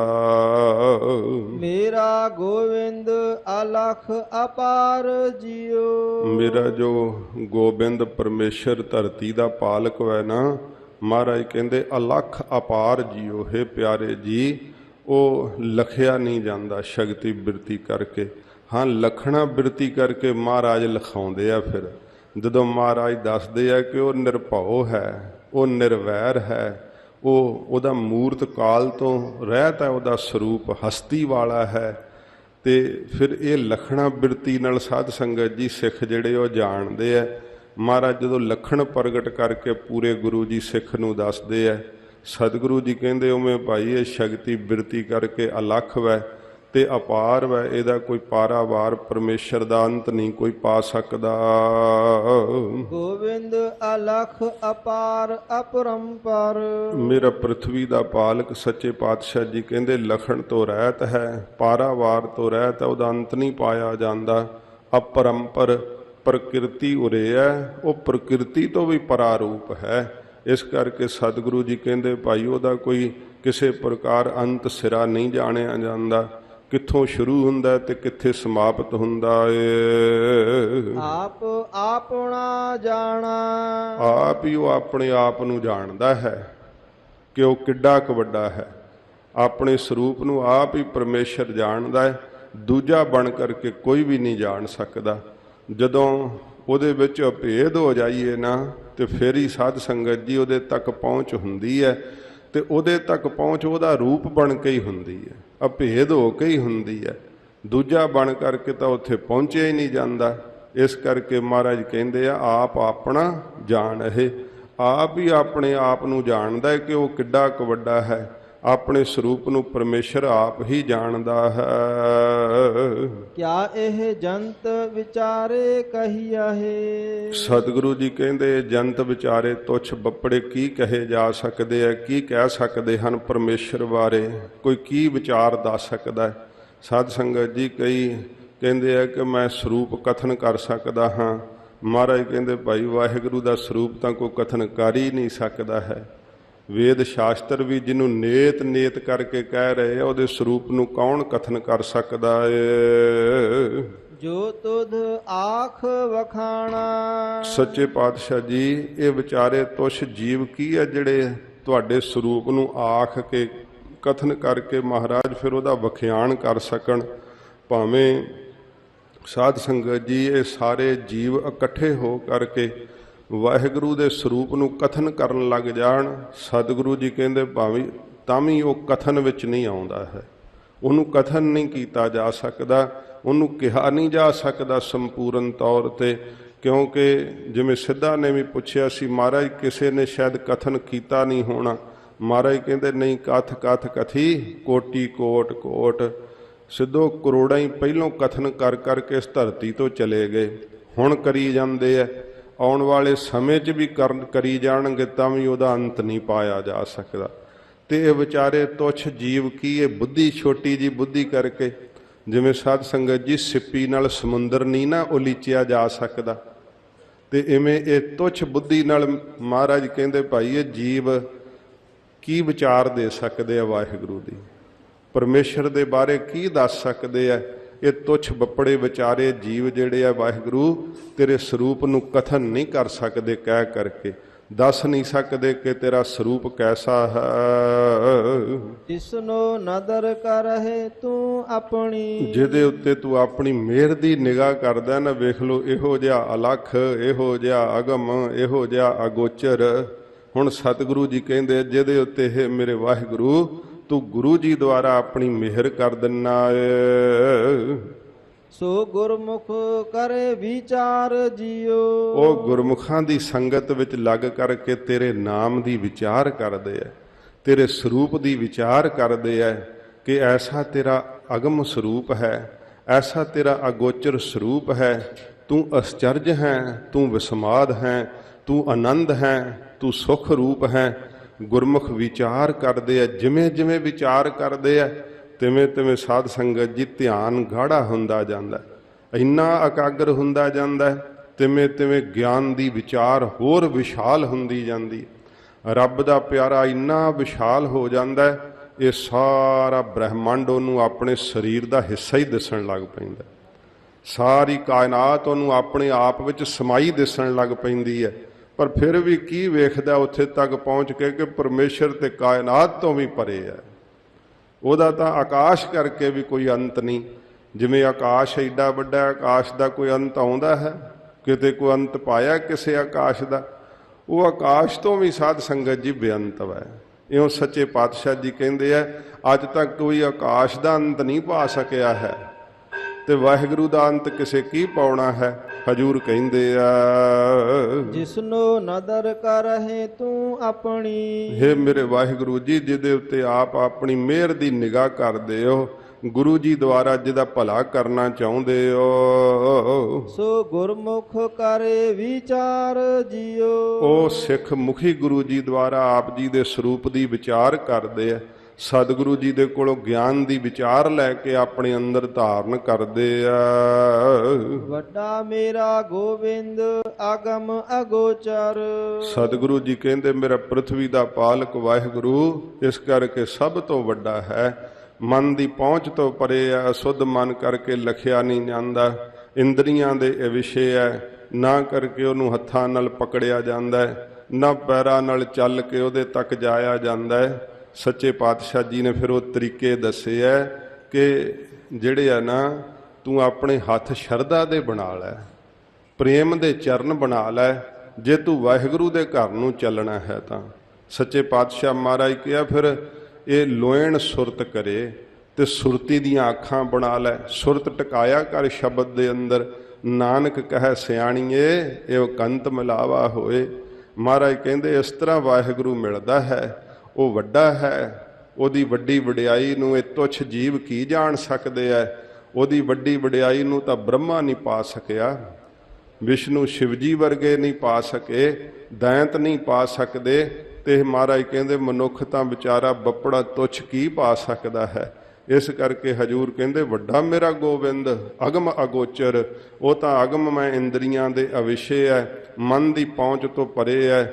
ਉਹਦਾ ਕਿੱਡਾ ਕੁ ਵੱਡਾ ਸਰੂਪ ਹੈ, ਕਥਨ ਨਹੀਂ ਕੀਤਾ ਜਾਂਦਾ। ਉਹ ਪ੍ਰithvi ਦਾ ਪਾਲਕ ਸਭ ਤੋਂ ਵੱਡਾ ਏ। ਆਦ ਨਿਰੰਜਨ ਨਿਰੰਕਾਰ ਜਿਉ। ਉਹ ਆਦ ਰੂਪ ਹੈ, ਸੁੱਧ ਸਰੂਪ ਹੈ, ਮਾਇਕੀ ਆਕਾਰਾਂ ਤੋਂ ਰਹਿਤ ਹੈ ਪਿਆਰੇ ਜੀ। ਤੂੰ ਆਦ ਪੁਰਖ ਅਪਰੰਪਰ ਕਰਤਾ। ਹੇ ਵਾਹਿਗੁਰੂ ਤੂੰ ਆਦ ਪੁਰਖ ਵੈਂ, ਆਦੀ ਪੁਰਖ ਵੈਂ, ਪੁਰਖ ਪੂਰਨ ਵੈਂ, ਸਾਰਿਆਂ ਦਾ ਮੁੱਢ ਰੂਪ ਹੈ ਤੇ ਪ੍ਰਕਿਰਤੀ ਤੋਂ ਪਰਾ ਰੂਪ ਹੈ। ਤੇਰਾ ਪਾਰ ਨ ਪਾਇਆ ਜਾਏ ਜਿਉ। ਹੇ ਵਾਹਿਗੁਰੂ ਤੇਰਾ ਪਾਰ ਨਹੀਂ ਪਾਇਆ ਜਾਂਦਾ, ਇਹਨਾਂ ਜੀਆਂ ਤੋਂ ਕੋਈ ਅੰਤ ਨਹੀਂ ਪਾਇਆ ਜਾਂਦਾ। ਇਹ ਸਾਧ ਸੰਗਤ ਜੀ ਜੋਗੀ ਲੋਕ ਜਿਹੜੇ ਉਹ ਧਿਆਨ ਲਾ ਲਾ ਕੇ ਥੱਕ ਗਏ ਆ, ਉਹਨਾਂ ਨੂੰ ਕਹਿੰਦੇ ਕਿ ਧਿਆਨ 'ਚ ਕੀ ਵੇਖਿਆ? ਕਹਿੰਦੇ ਪਰਮੇਸ਼ਰ ਬੇਅੰਤ ਹੀ ਹੈ, ਅੰਤ ਨਹੀਂ ਆਉਂਦਾ। ਕੋਈ ਕਿਸੇ ਤਰ੍ਹਾਂ ਦੱਸਦਾ ਹੈ, ਕੋਈ ਕਿਸੇ ਤਰ੍ਹਾਂ ਦੱਸਦਾ ਹੈ। ਨਾਰਦ ਵਰਗੇ ਹਾਰ ਗਏ ਸਾਧ ਸੰਗਤ ਜੀ, ਦੈਂਤ ਥੱਕ ਗਏ। ਇਸ ਪ੍ਰਕਾਰ ਕੋਈ ਜਖ ਕਿੰਨਰ ਸਭ ਹਾਰ ਗਏ, ਪਰ ਪਰਮੇਸ਼ਰ ਦਾ ਅੰਤ ਨਹੀਂ ਕੋਈ ਪਾ ਸਕਦਾ ਹੈ। ਮਹਾਰਾਜ ਸੱਚੇ ਪਾਤਸ਼ਾਹ ਜੀ ਕਹਿੰਦੇ ਹੈ ਉਹ ਬੇਅੰਤ ਹੈ, ਉਹਦਾ ਅੰਤ ਨਹੀਂ ਪਾਇਆ ਜਾਂਦਾ। ਤੂੰ ਘਟ ਘਟ ਅੰਤਰ ਸਰਬ ਨਿਰੰਤਰ। ਪਰ ਤੂੰ ਘਟ ਘਟ ਅੰਤਰ ਸਾਰੇ ਸ਼ਰੀਰਾਂ ਦੇ ਅੰਦਰ ਹੈ, ਸਰਬ ਨਿਰੰਤਰ ਸਾਰਿਆਂ ਥਾਵਾਂ ਤੇ ਨਿਰੰਤਰ ਇੱਕ ਰਸ ਵਿਆਪ ਰਿਹਾ। ਇਹ ਨਹੀਂ ਕਿ ਕਿਤੇ ਆਉਣਾ ਤੇ ਕਿਤੇ ਜਾਣਾ ਹੈ, ਤੂੰ ਤਾਂ ਸਭ ਥਾਵਾਂ ਤੇ ਇੱਕੋ ਜਿਹਾ ਹੀ ਵਿਆਪਕ ਹੋ ਰਿਹਾ ਹੈ। ਸਾਧ ਸੰਗਤ ਜੀ ਜੀਵ ਤਾਂ ਕਿਤੇ ਆ ਸਕਦਾ ਜੇ ਉੱਥੇ ਪਹਿਲਾਂ ਹੋਵੇ ਨਾ, ਤੇ ਜਾ ਤਾਂ ਕਿਤੇ ਸਕਦਾ ਜੇ ਉੱਥੇ ਨਾ ਹੋਵੇ ਤਾਂ। ਪਰਮੇਸ਼ਰ ਆਉਣ ਜਾਣ ਤੋਂ ਰਹਿਤ ਹੈ, ਕਿਉਂਕਿ ਉਹ ਤਾਂ ਹਰ ਥਾਂ ਦੇ ਉੱਤੇ ਵਿਆਪਕ ਹੈ, ਨਿਰੰਤਰ ਇੱਕ ਰਸ। ਉਹਨੂੰ ਆਉਣਾ ਜਾਣਾ ਨਹੀਂ ਕਿਤੋਂ ਪੈਂਦਾ। ਇਸੇ ਕਰਕੇ ਭਗਤਾਂ ਨੂੰ ਐਡਾ ਨਿਸ਼ਚਾ ਹੁੰਦਾ ਹੈ, ਉਹ ਕਹਿੰਦੇ ਸ਼ਾਹ ਰੰਗ ਤੋਂ ਵੀ ਨੇੜੇ ਆ, ਸਾਡਾ ਕੋਈ ਕੀ ਵਿਗਾੜ ਲਵੇਗਾ। ਇਸ ਕਰਕੇ ਉਹਨਾਂ ਨੂੰ ਮੌਤ ਵੀ ਜਿਹੜਾ ਨਾ ਫਿਰ ਉਹ ਖੌਫ ਨਹੀਂ ਦੇ ਸਕਦੀ, ਕਿਉਂਕਿ ਜਿਨਨੇ ਕਾਲ ਰਚਿਆ ਨਾ ਉਹ ਪਰਮੇਸ਼ਰ ਉਹਨਾਂ ਨੂੰ ਦਿਸਣ ਲੱਗ ਪੈਂਦਾ ਹੈ। ਪਰਮੇਸ਼ਰ ਉਹਨਾਂ ਦੀ ਸਾਹ ਰਗ ਤੋਂ ਨੇੜੇ ਹੁੰਦਾ ਹੈ। ਇਉਂ ਸੱਚੇ ਪਾਤਸ਼ਾਹ ਕਹਿੰਦੇ ਭਾਈ ਇਹ ਪ੍ਰਤੀਤ ਆ ਜਾਂਦੀ ਹੈ, ਭਰੋਸਾ ਆ ਜਾਂਦਾ ਹੈ, ਮੇਰਾ ਵਾਹਿਗੁਰੂ ਸਾਰਿਆਂ ਥਾਵਾਂ ਤੇ ਨਿਰੰਤਰ ਇੱਕ ਰਸ ਵਿਆਪਕ ਹੋ ਰਿਹਾ ਏ। ਸਭ ਮਹਿ ਰਹਿਆ ਸਮਾਏ ਜਿਉ। ਸਾਰਿਆਂ ਦੇ ਅੰਦਰ ਹੀ ਮਹਾਰਾਜ ਕਹਿੰਦੇ ਭਾਈ ਸਮਾ ਰਿਹਾ ਹੈ। ਜੋ ਊਚ ਨੀਚ ਸਭ ਦੇ ਅੰਦਰ ਵਾਹਿਗੁਰੂ ਦੀ ਜੋਤ ਬਿਰਾਜਮਾਨ ਹੈ। ਸਾਧ ਸੰਗਤ ਜੀ ਫਿਰ ਕਹਿੰਦੇ ਆ ਵੀ ਨਾਸਤਕਾਂ ਵਿੱਚ ਵੀ ਪਰਮੇਸ਼ਰ ਹੈ, ਭੋਗੀਆਂ ਵਿੱਚ ਵੀ ਪਰਮੇਸ਼ਰ ਹੈ। ਮਹਾਰਾਜ ਕਹਿੰਦੇ ਹਾਂ ਭਈ ਹੈ ਤਾਂ ਉੱਥੇ ਵੀ, ਪਰ ਉੱਥੇ ਉਦਾਸ ਬੈਠਾ ਹੋਇਆ ਹੈ ਉੱਥੇ ਵੀ ਭੋਗੀ ਹਿਰਦਾ ਉਦਾਸ, ਭੋਗੀਆਂ ਦੇ ਹਿਰਦੇ ਵਿੱਚ ਉਪਰਾਮ ਬੈਠਾ। ਤੇ ਜਿਹੜੇ ਗੁਰਮੁਖ ਨੇ ਜੋਗੀ ਲੋਕ ਨਾਮ ਜਪਦੇ ਆ, ਜੁੜਦੇ ਆ ਪਰਮੇਸ਼ਰ ਨਾਲ, ਉਹਨਾਂ ਦੇ ਅੰਦਰ ਸਾਖਿਆਤ ਹੋ ਰਿਹਾ ਹੈ, ਪ੍ਰਗਟ ਹੋ ਰਿਹਾ ਹੈ। ਸਭ ਦੇ ਅੰਦਰ ਉਸ ਵਾਹਿਗੁਰੂ ਦੀ ਜੋਤ ਬਿਰਾਜਮਾਨ ਹੋ ਰਹੀ ਆ। ਘਟ ਅੰਤਰ ਪਾਰ ਬ੍ਰਹਮ ਪਰਮੇਸ਼ਰ। ਘਟ ਇਸ ਸਰੀਰ ਦੇ ਅੰਦਰ, ਹਿਰਦੇ ਦੇ ਅੰਦਰ ਮਹਾਰਾਜ ਕਹਿੰਦੇ ਭਾਈ ਜਿਹੜਾ ਪਾਪਾਂ ਪੁੰਨਾਂ ਤੋਂ ਪਰੇ ਹੈ ਨਾ, ਪਰਮੇਸ਼ਰ ਜਿਹੜਾ ਪਰਮ ਐਸ਼ਵਰਜ ਵਾਲਾ ਵੱਡੀ ਭਬੂਤੀ ਦਾ ਮਾਲਕ ਹੈ, ਉਹ ਵਸ ਰਿਹਾ ਏ। ਤਾ ਕਾ ਅੰਤ ਨ ਪਾਇਆ, ਤਾ ਕਾ ਅੰਤ ਨਾ ਪਾਇਆ। ਹਜੂਰ ਕਹਿੰਦੇ ਉਹਦਾ ਅੰਤ ਨਹੀਂ ਭਾਈ ਕਿਸੇ ਨੇ ਵੀ ਪਾਇਆ ਹੈ, ਕਿੱਡਾ ਕੋਈ ਪ੍ਰਤਾਪੀ ਵੀ ਕਿਉਂ ਨਾ ਹੋਇਆ, ਪਰ ਪਰਮੇਸ਼ਰ ਦਾ ਅੰਤ ਨਹੀਂ ਮਹਾਰਾਜ ਕਹਿੰਦੇ ਭਾਈ ਕਿਸੇ ਨੇ ਪਾਇਆ। ਤਿਸ ਰੂਪ ਨ ਰੇਖ ਆਦਿਸ਼ਟ ਅਗੋਚਰ। ਉਹਦਾ ਕੋਈ ਰੂਪ ਨਹੀਂ ਸਾਧ ਸੰਗਤ ਜੀ। ਨਾਰ ਨਾ ਪੁਰਖ ਸੋ ਪੰਖ ਨੂੰ ਸਾਚੋ ਚਤੁਰ ਸਰੂਪ। ਸੱਚੇ ਪਾਤਸ਼ਾਹ ਕਹਿੰਦੇ ਨੇ ਨਾ ਨਰ ਹੈ ਨਾ ਨਾਰ ਹੈ ਨਾ ਨਰ ਕੋ ਆਕਾਰ ਹੈ। ਗੁਰੂ ਦਸਵੇਂ ਪਾਤਸ਼ਾਹ ਜੀ ਮਹਾਰਾਜ ਕਹਿੰਦੇ ਉਹਦਾ ਕੋਈ ਆਕਾਰ ਕਿਹਾ ਹੀ ਨਹੀਂ ਜਾ ਸਕਦਾ ਕਿ ਉਹਦਾ ਕਿਹੋ ਜਿਹਾ ਆਕਾਰ ਹੈ। ਸਤਿਗੁਰੂ ਕਹਿੰਦੇ ਭਾਈ ਕੋਈ ਉਹਦਾ ਰੂਪ ਨਹੀਂ ਹੈ, ਕੋਈ ਆਕਾਰ ਨਹੀਂ ਹੈ। ਜਿਵੇਂ ਸੱਚੇ ਪਾਤਸ਼ਾਹ ਨੇ ਸ੍ਰੀ ਜਾਪ ਸਾਹਿਬ ਜੀ ਦੇ ਪਹਿਲੇ ਛੰਦ ਦੇ ਅੰਦਰ ਆਖਿਆ ਹੈ, ਇਉਂ ਫਿਰ ਸੱਚੇ ਪਾਤਸ਼ਾਹ ਜੀ ਕਹਿੰਦੇ ਆ ਇਸ ਰੂਪ ਨ ਰੇਖ ਆਦਿਸ਼ਟ ਅਗੋਚਰ। ਰੇਖ ਉਹਦਾ ਕੋਈ ਚਿੰਨ੍ਹ ਨਹੀਂ ਸਾਧ ਸੰਗਤ ਜੀ, ਕਿ ਕੋਈ ਚਿੰਨ੍ਹ ਦੱਸ ਦਈਏ ਕਿ ਪਰਮੇਸ਼ਰ ਇਹ ਜਿਹਾ ਚਿੰਨ੍ਹ ਵਾਲਾ ਹੈ। ਤੇ ਰੇਖ ਤੋਂ ਜਿਹੜੀ ਰੇਖਾ ਵੀ ਕਹਿੰਦੇ ਹੱਥ ਦੀ, ਕੋਈ ਰੇਖਾ ਵੇਖ ਕੇ ਭਾਗ ਵੇਖ ਲੈਂਦੇ ਆ ਨਾ, ਮਹਾਰਾਜ ਕਹਿੰਦੇ ਭਾਈ ਉਹ ਪਰਮੇਸ਼ਰ ਦੀਆਂ ਕੋਈ ਰੇਖਾ ਵੀ ਨਹੀਂ ਗਈਆਂ, ਕਿਉਂਕਿ ਉਹ ਸਜਾਤੀ ਵਜਾਤੀ ਸਵੈਗਤ ਭੇਦ ਰਹਿਤ ਹੈ। ਕੋਈ ਉਹ ਸਾਡੇ ਵਰਗੀ ਜਾਤੀ ਵਰਗਾ ਪਰਮੇਸ਼ਰ ਨਹੀਂ ਹੈ ਕਿ ਪਰਮੇਸ਼ਰ ਮਨੁੱਖਾ ਜਾਤੀ ਵਰਗਾ ਕੋਈ ਸਰੂਪ ਹੋਵੇਗਾ।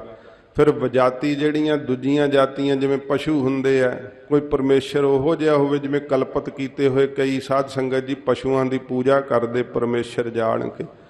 ਕੋਈ ਕਿਸੇ ਪ੍ਰਕਾਰ ਕਿਸੇ ਦੇਵੀ ਦੇਵਤਾ ਦਾ ਵਾਹਨ ਨੂੰ ਪਰਮੇਸ਼ਰ ਰੂਪ ਜਾਣ ਕਰਕੇ ਪੂਜਦੇ ਆ। ਸਤਿਗੁਰੂ ਜੀ ਉਸ ਰੂਪ ਵਿੱਚ ਕਹਿੰਦੇ ਆ ਕਿ ਭਾਈ ਕਣ ਕਣ ਵਿੱਚ ਉਹਦੀ ਜੋਤ ਬਿਰਾਜਮਾਨ ਹੈ। ਇਸ ਗਿਆਨ ਨੂੰ ਸਾਧ ਸੰਗਤ ਜੀ ਨਾਮ ਨਾਲ ਦ੍ਰਿੜ ਕੀਤਾ ਜਾਂਦਾ ਹੈ। ਪਰ ਸਤਿਗੁਰੂ ਜੀ ਕਹਿੰਦੇ ਜਿਹੜਾ ਉਹਦਾ ਆਪਣਾ ਰੂਪ ਹੈ ਨਾ, ਉਹਨੂੰ ਕਿਸੇ ਆਕਾਰ ਵਿੱਚ ਕਲਪਤ ਨਹੀਂ ਕੀਤਾ ਜਾਂਦਾ ਕਿ ਆਹ ਪਰਮੇਸ਼ਰ ਹੈ। ਇਸੇ ਕਰਕੇ ਸਾਨੂੰ ਗੁਰੂ ਨਾਨਕ ਸਾਹਿਬ ਨੇ ਸ਼ਬਦ ਦੇ ਪੁਜਾਰੀ ਬਣਾਇਆ। ਸੱਚੇ ਪਾਤਸ਼ਾਹ ਮਹਾਰਾਜ ਕਹਿੰਦੇ ਗੁਰੂ ਦੁਆਰਾ ਜਦੋਂ ਸ਼ਬਦ ਦਾ ਅਭਿਆਸ ਕਰੀਦਾ ਨਾ, ਤੇ ਫਿਰ ਪਰਮੇਸ਼ਰ ਦੇ ਸਰੂਪ ਦਾ ਅਨੁਭਵ ਹੁੰਦਾ ਹੈ, ਅੰਤਰਾਤਮੇ ਉਹਦਾ ਸਪਰਸ਼ ਹੁੰਦਾ ਹੈ। ਤੇ ਫਿਰ ਜਗਿਆਸੂ ਉਸ ਅਚਰਜ ਨੂੰ ਖੇਡ ਨੂੰ ਵੇਖ ਕੇ ਹੈਰਾਨ ਹੋ ਜਾਂਦਾ ਹੈ ਕਿ ਜਿਹੜਾ ਸਾਰੇ ਥਾਵਾਂ ਤੇ ਆਪ ਬਿਰਾਜਮਾਨ ਹੈ, ਸਾਰਿਆਂ ਆਕਾਰਾਂ ਵਿੱਚ ਜਿਹਦਾ ਆਕਾਰ ਹੈ ਆਪ ਉਹ ਨਿਰਾਕਾਰ ਹੈ। ਵੇਖੋ ਕਿੱਡੀ ਅਚਰਜ ਹੈ ਕਿ ਜਿੰਨੇ ਆਕਾਰ ਹੈਗੇ ਆ ਉਹ ਸਾਰੇ ਉਹਦੇ ਬਣਾਏ ਹੋਏ ਆ, ਤੇ ਆਪ ਉਹਨਾਂ ਸਾਰੇ ਆਕਾਰਾਂ ਵਿੱਚ ਸਮਾਇਆ ਹੋਇਆ ਤੇ ਆਕਾਰ ਧਾਰੀ ਹੁੰਦਾ ਹੋਇਆ ਵੀ ਨਿਰਾਕਾਰ ਹੈ। ਇਹ ਅਚਰਜਤਾ ਨੂੰ ਤੁਸੀਂ ਹੁਣ ਬੁੱਧੀ ਨਾਲ ਕਿਵੇਂ ਸਮਝ ਲੋਗੇ? ਇਹਦੇ ਨਾਲ ਤਾਂ ਸਾਧ ਸੰਗਤ ਜੀ ਗੁਰੂ ਸਾਹਿਬ ਦੇ ਸ਼ਬਦ ਦੀ ਕਮਾਈ ਕਰਨੀ ਪੈਂਦੀ। ਫਿਰ ਬੁੱਧੀ ਨਿਰਣਾ ਕਰਕੇ ਜਾਣਦੀ ਹੈ ਕਿ ਉਹ ਅੰਤ ਨਾ ਅੰਤਾ ਸਦਾ ਬੇਅੰਤਾ। ਫਿਰ ਉਸ ਗਿਆਨ ਨੂੰ ਇੰਨਾ ਵਿਸ਼ਾਲ ਕਰਦਾ ਸਤਿਗੁਰੂ ਜੀ ਦਾ ਸ਼ਬਦ ਕਿ ਸਾਧ ਸੰਗਤ ਜੀ ਉਹਨੂੰ ਜਰਰੇ ਜਰਰੇ ਵਿੱਚ ਜੋਤ ਪ੍ਰਗਟ ਹੋ ਜਾਂਦੀ ਹੈ। ਜਿਵੇਂ ਬੇਣੀ ਜੀ ਨੂੰ ਜਿਸ ਰੁੱਖ ਥੱਲੇ ਬੈਠੇ ਨਾਮ ਜਪਦੇ ਸੀ, ਸਭ ਪੱਤੇ ਪੱਤੇ ਤੇ ਰਾਮ ਦਾ ਨਾਮ ਲਿਖਿਆ ਹੋਇਆ ਪ੍ਰਤੀਤ ਹੋਣ ਲੱਗ ਪਿਆ। ਐਡਾ ਅਨੁਭਵੀ ਗਿਆਨ ਖੁੱਲਿਆ। ਤੋ ਸਤਿਗੁਰੂ ਜੀ ਕਹਿੰਦੇ ਹਨ ਇਸ ਰੂਪ ਨ ਰੇਖ ਆਦਿਸ਼ਟ ਅਗੋਚਰ। ਮਹਾਰਾਜ ਕਹਿੰਦੇ ਫਿਰ ਭਾਈ ਉਹ ਅਦ੍ਰਿਸ਼ ਹੈ, ਦਿਸਦਾ ਨਹੀਂ ਇੰਨਾ ਅੱਖਾਂ ਨਾਲ ਸਾਹਮਣੇ। ਤਾਈਏ ਤਾਂ ਸਾਧ ਸੰਗਤ ਜੀ ਕਹਿੰਦੇ ਆ ਕਿ ਦੱਸੋ ਪਰਮੇਸ਼ਰ ਦਾ ਭਜਨ ਕਿਵੇਂ ਕਰੀਏ ਜੀ, ਦਿਸਦਾ ਹੀ ਨਹੀਂ। ਤੇ ਕਈ ਫਿਰ ਫੋਟੋਆਂ ਅੱਗੇ ਰੱਖ ਕੇ ਸਾਧ ਸੰਗਤ ਜੀ ਭਜਨ ਕਰਨ ਲੱਗ ਜਾਂਦੇ ਆ। ਇਹ ਗੁਰੂ ਨਾਨਕ ਦੇਵ ਸੱਚੇ ਪਾਤਸ਼ਾਹ ਜੀ ਮਹਾਰਾਜ ਦੇ ਘਰ ਦਾ ਅਸੂਲ ਨਹੀਂ ਹੈ। ਤੇ ਤਸਵੀਰ ਦੀ ਸਾਡੇ ਪੰਥ ਦੇ ਅੰਦਰ ਨਰਾਦਰੀ ਵੀ ਨਹੀਂ ਕੀਤੀ ਜਾਂਦੀ, ਕਿਉਂਕਿ ਇਹ ਨਾ ਸਮਝੇ ਕਿ ਕਈ ਇਹੋ ਜਿਹੇ ਸਾਧ ਸੰਗਤ ਜੀ ਉਹ ਵਿਚਾਰ ਲੈ ਕੇ ਕਿ ਤਸਵੀਰ ਦਾ ਉਹ ਸਤਿਕਾਰ ਨਹੀਂ ਫਿਰ ਕਰਦੇ। ਸਤਿਗੁਰੂ ਜੀ ਦੀ ਯਾਦ ਦਿਵਾਉਂਦੀ ਹੈ। ਘਰ ਦੇ ਵਿੱਚ ਤਸਵੀਰਾਂ ਮਹਾਰਾਜ ਜੀ ਦੀਆਂ ਲਾਉਣੀਆਂ, ਸ਼ਹੀਦਾਂ ਦੀਆਂ ਲਾਉਣੀਆਂ। ਘਰ ਦੇ ਵਿੱਚ ਜਿੱਥੇ ਆਪਣੇ ਮਨ ਦੇ ਭਾਵ ਚੰਗੇ ਉਹਨਾਂ ਤਸਵੀਰਾਂ ਨਾਲ ਪ੍ਰਗਟ ਰਹਿੰਦੇ ਆ, ਬੱਚਿਆਂ ਤੇ ਚੰਗੇ ਸੰਸਕਾਰ ਪੈਂਦੇ ਆ। ਪਰ ਜਿਹੜਾ ਸਾਧ ਸੰਗਤ ਜੀ ਧੂਫ ਬੱਤੀ ਲਾ ਕੇ ਤੇ ਫੋਟੋ ਦਾ ਪੂਜਨ ਕਰਨਾ, ਇਹ ਗੁਰਮਤ ਦੇ ਅਸੂਲਾਂ ਦੇ ਉਲਟ ਵਾ। ਸਤਿਗੁਰੂ ਜੀ ਨੇ ਸਾਨੂੰ ਸ਼ਬਦ ਦਾ ਪੁਜਾਰੀ ਬਣਾਇਆ। ਜੇ ਗੁਰਸਿੱਖ ਨੇ ਪੂਜਾ ਕਰਨੀ ਹੈ ਤੇ ਗੁਰਬਾਣੀ ਦੀ ਸ਼ਬਦ ਦੀ ਕਰਨੀ ਹੈ, ਤੇ ਸਾਧ ਸੰਗਤ ਜੀ ਆਦਿ ਸ਼ਕਤੀ ਸ਼ਸਤਰ ਦੀ ਪੂਜਾ ਕਰਨੀ ਹੈ। ਇਸੇ ਕਰਕੇ ਤੁਸੀਂ ਪੰਥ ਵਾਲੀ ਗੁਰੂ ਗੋਬਿੰਦ ਸਿੰਘ ਸਾਹਿਬ ਦੇ ਜਿਹੜੇ ਜਿਹੜੇ ਅਸਥਾਨ ਤੇ ਵੀ ਜਾਓਗੇ, ਜੇ ਆਪ ਤਖਤ ਸ੍ਰੀ ਕੇਸਗੜ੍ਹ ਸਾਹਿਬ ਜਾਂਦੇ ਹੋ ਤਾਂ ਸਾਧ ਸੰਗਤ ਜੀ ਵੇਖੋ ਅੰਦਰ ਕਿੱਡੇ ਕਿੱਡੇ ਸ਼ਸਤਰ ਸੁਭਾਏਮਾਨ ਹੈ। ਉਹ ਸ਼ਸਤਰ ਜਿਨ੍ਹਾਂ ਨੂੰ ਗੁਰੂਦੇਵ ਆਪਣੇ ਕਰ ਕਮਲਾਂ ਨਾਲ ਚਲਾਉਂਦੇ ਰਹੇ। ਫਿਰ ਸ੍ਰੀ ਗੁਰੂ ਗ੍ਰੰਥ ਸਾਹਿਬ ਜੀ ਦਾ ਪ੍ਰਕਾਸ਼ ਹੁੰਦਾ। ਗੁਰੂ ਘਰਾਂ ਦੇ ਅੰਦਰ ਦੋ ਹੀ ਸਾਧ ਸੰਗਤ ਜੀ ਪੂਜਨ ਹੁੰਦੇ ਆ, ਸ਼ਸਤਰ ਦਾ ਤੇ ਸ਼ਬਦ ਦਾ। ਆਪ ਤਖਤ ਸਾਹਿਬ ਤੇ ਦਰਸ਼ਨ ਦੀਦਾਰ ਕਰ ਰਹੇ ਹੋ। ਸਵੇਰ ਵੇਲੇ ਚਾਰੇ ਕਵਾੜ ਖੁੱਲ੍ਹਦੇ ਆ, ਸ਼ਾਮ ਨੂੰ ਰਹਿਰਾਸ ਸਾਹਿਬ ਦੇ ਸਮੇਂ ਚਾਰੇ ਕਵਾੜ ਖੁੱਲ੍ਹਦੇ ਆ। ਸਤਿਗੁਰੂ ਜੀ ਦੇ ਪਾਵਨ ਤਖਤ ਤੇ ਸਾਧ ਸੰਗਤ ਜੀ ਲਿਪਟੇ ਹੋਏ ਸ਼ਸਤਰ ਆਪ ਦਰਸ਼ਨ ਕਰਦੇ ਹੋ।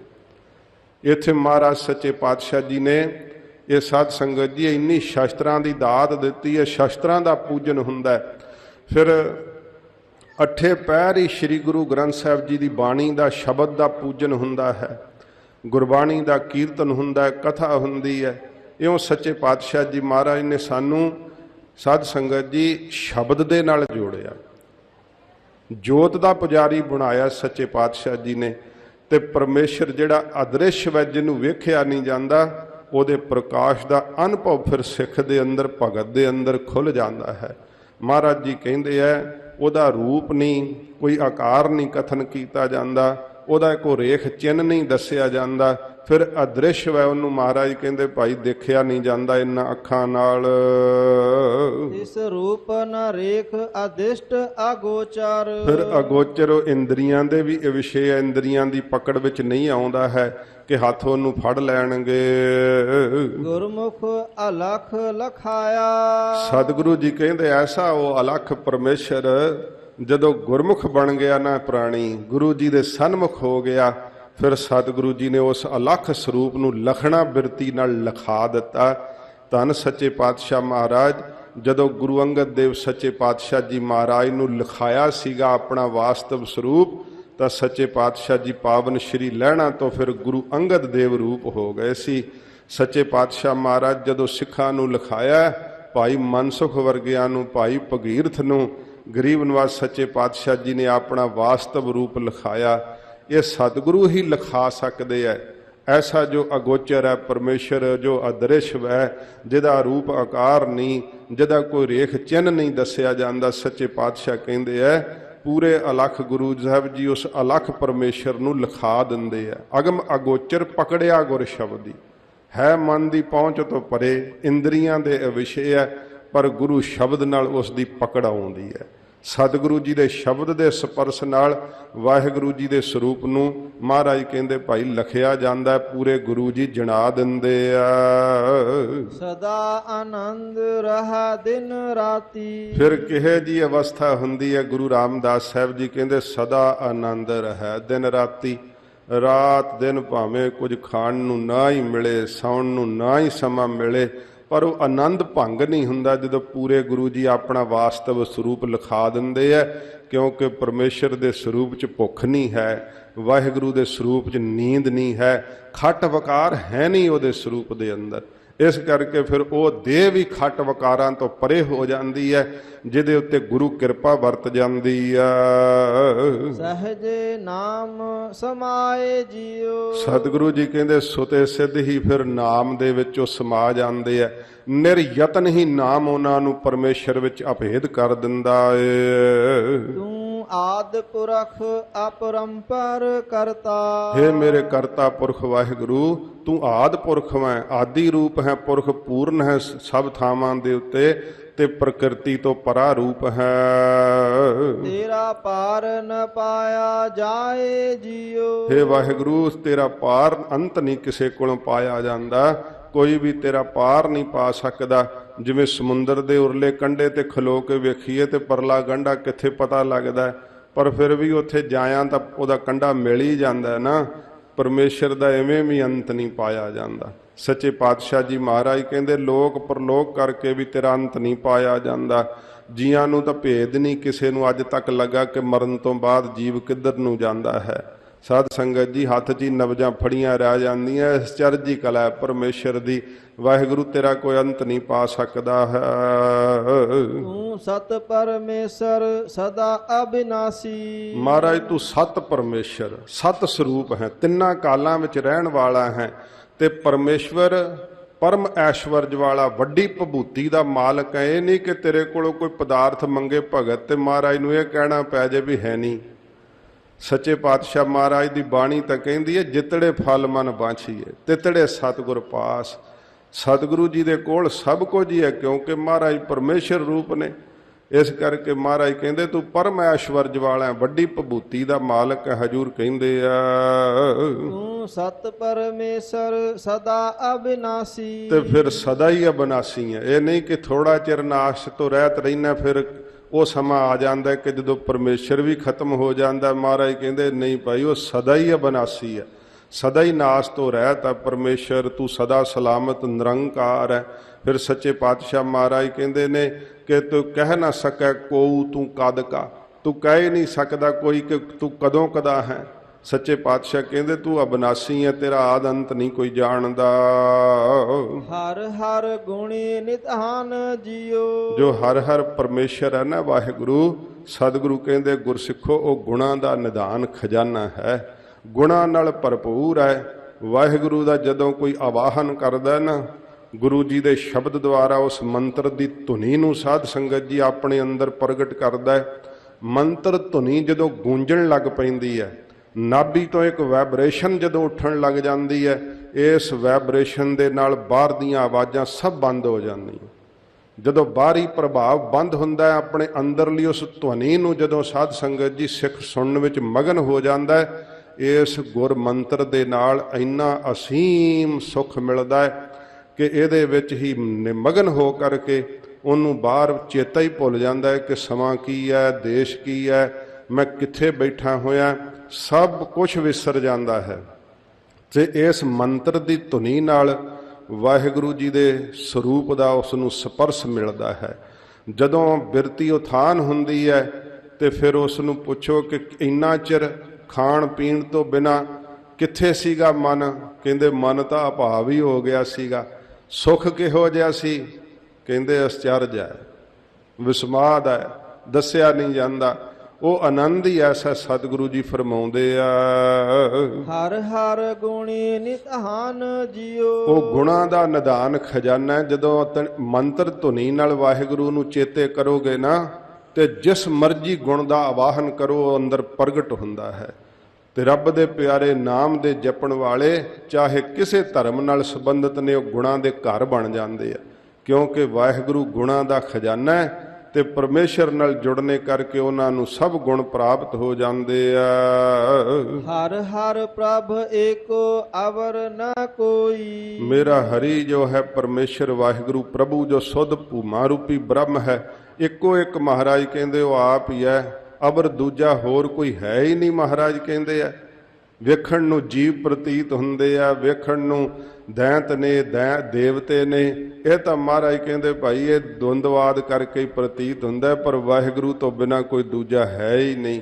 ਸਭ ਥਾਵਾਂ ਤੇ ਉਹ ਆਪ ਹੀ ਹੈ, ਸਭ ਦੇ ਅੰਦਰ।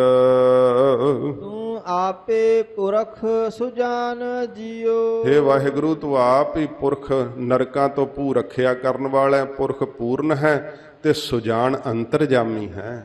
ਦਿਲ ਦੀ ਬੁੱਝ ਲੈਣਾ ਹੈ। ਅਜੇ ਫੁਰਨਾ ਉੱਠਦਾ ਹੀ ਹੈ ਤੇ ਉਸੇ ਵੇਲੇ ਮਹਾਰਾਜ ਦੇ ਕੋਲ ਪਹੁੰਚ ਵੀ ਜਾਂਦਾ ਭਗਤ ਦਾ ਫੁਰਨਾ। ਮਹਾਰਾਜ ਤੂੰ ਅੰਤਰਜਾਮੀ ਹੈ। ਸੱਚੇ ਪਾਤਸ਼ਾਹ ਮਹਾਰਾਜ ਕਹਿੰਦੇ ਬੋਲ ਕੇ ਦੱਸਣ ਦੀ ਲੋੜ ਨਹੀਂ ਪੈਂਦੀ ਪਰਮੇਸ਼ਰ ਨੂੰ, ਉਹ ਤਾਂ ਦਿਲ ਦੀ ਅੰਦਰ ਦੀ ਤਹਿ ਤੱਕ ਜਾਣਦਾ ਹੈ। ਸਤਿਗੁਰੂ ਕਹਿੰਦੇ ਕਿਸੇ ਪ੍ਰਕਾਰ ਦਾ ਵੀ ਕੋਈ ਸੂਖਸ਼ਮ ਮਾਤਰ ਵੀ ਫੁਰਨਾ ਹੋਵੇ, ਵਾਹਿਗੁਰੂ ਆਪਣੇ ਪਿਆਰੇ ਦਾ ਉਹ ਵੀ ਫੁਰਨਾ ਰਹਿਣ ਨਹੀਂ ਦਿੰਦੇ, ਪੂਰਾ ਕਰ ਦਿੰਦੇ ਆ। ਫਿਰ ਫੁਰਨਿਆਂ ਤੋਂ ਪੂਰੀ ਕਰ ਦਿੰਦੇ ਉਹਨੂੰ, ਕਿਉਂਕਿ ਨਾਮ ਦੇ ਵਿੱਚ ਆਨੰਦ ਹੀ ਇੰਨਾ, ਕੋਈ ਹੋਰ ਫੁਰਨਾ ਹੀ ਨਹੀਂ ਆਉਂਦਾ। ਜੇ ਕੋਈ ਜਿਵੇਂ ਬਚਨ ਆਉਂਦੇ ਸੀ ਪਿੱਛੇ ਕਥਾ ਵਿੱਚ, ਕੋਈ ਕਹੇ ਕਿ ਕੋਈ ਰਾਜ ਦਾ ਫੁਰਨਾ, ਕਹਿੰਦੇ ਕੀ ਕਰਨਾ? ਤੁੱਛ ਜਿਹਾ ਰਾਜ। ਸਾਨੂੰ ਤਾਂ ਮਹਾਰਾਜ ਪ੍ਰਕਾਸ਼ ਸਰੂਪ ਰਾਜ ਦੇ ਦਿੱਤਾ ਸੱਚੇ ਪਾਤਸ਼ਾਹ ਨੇ।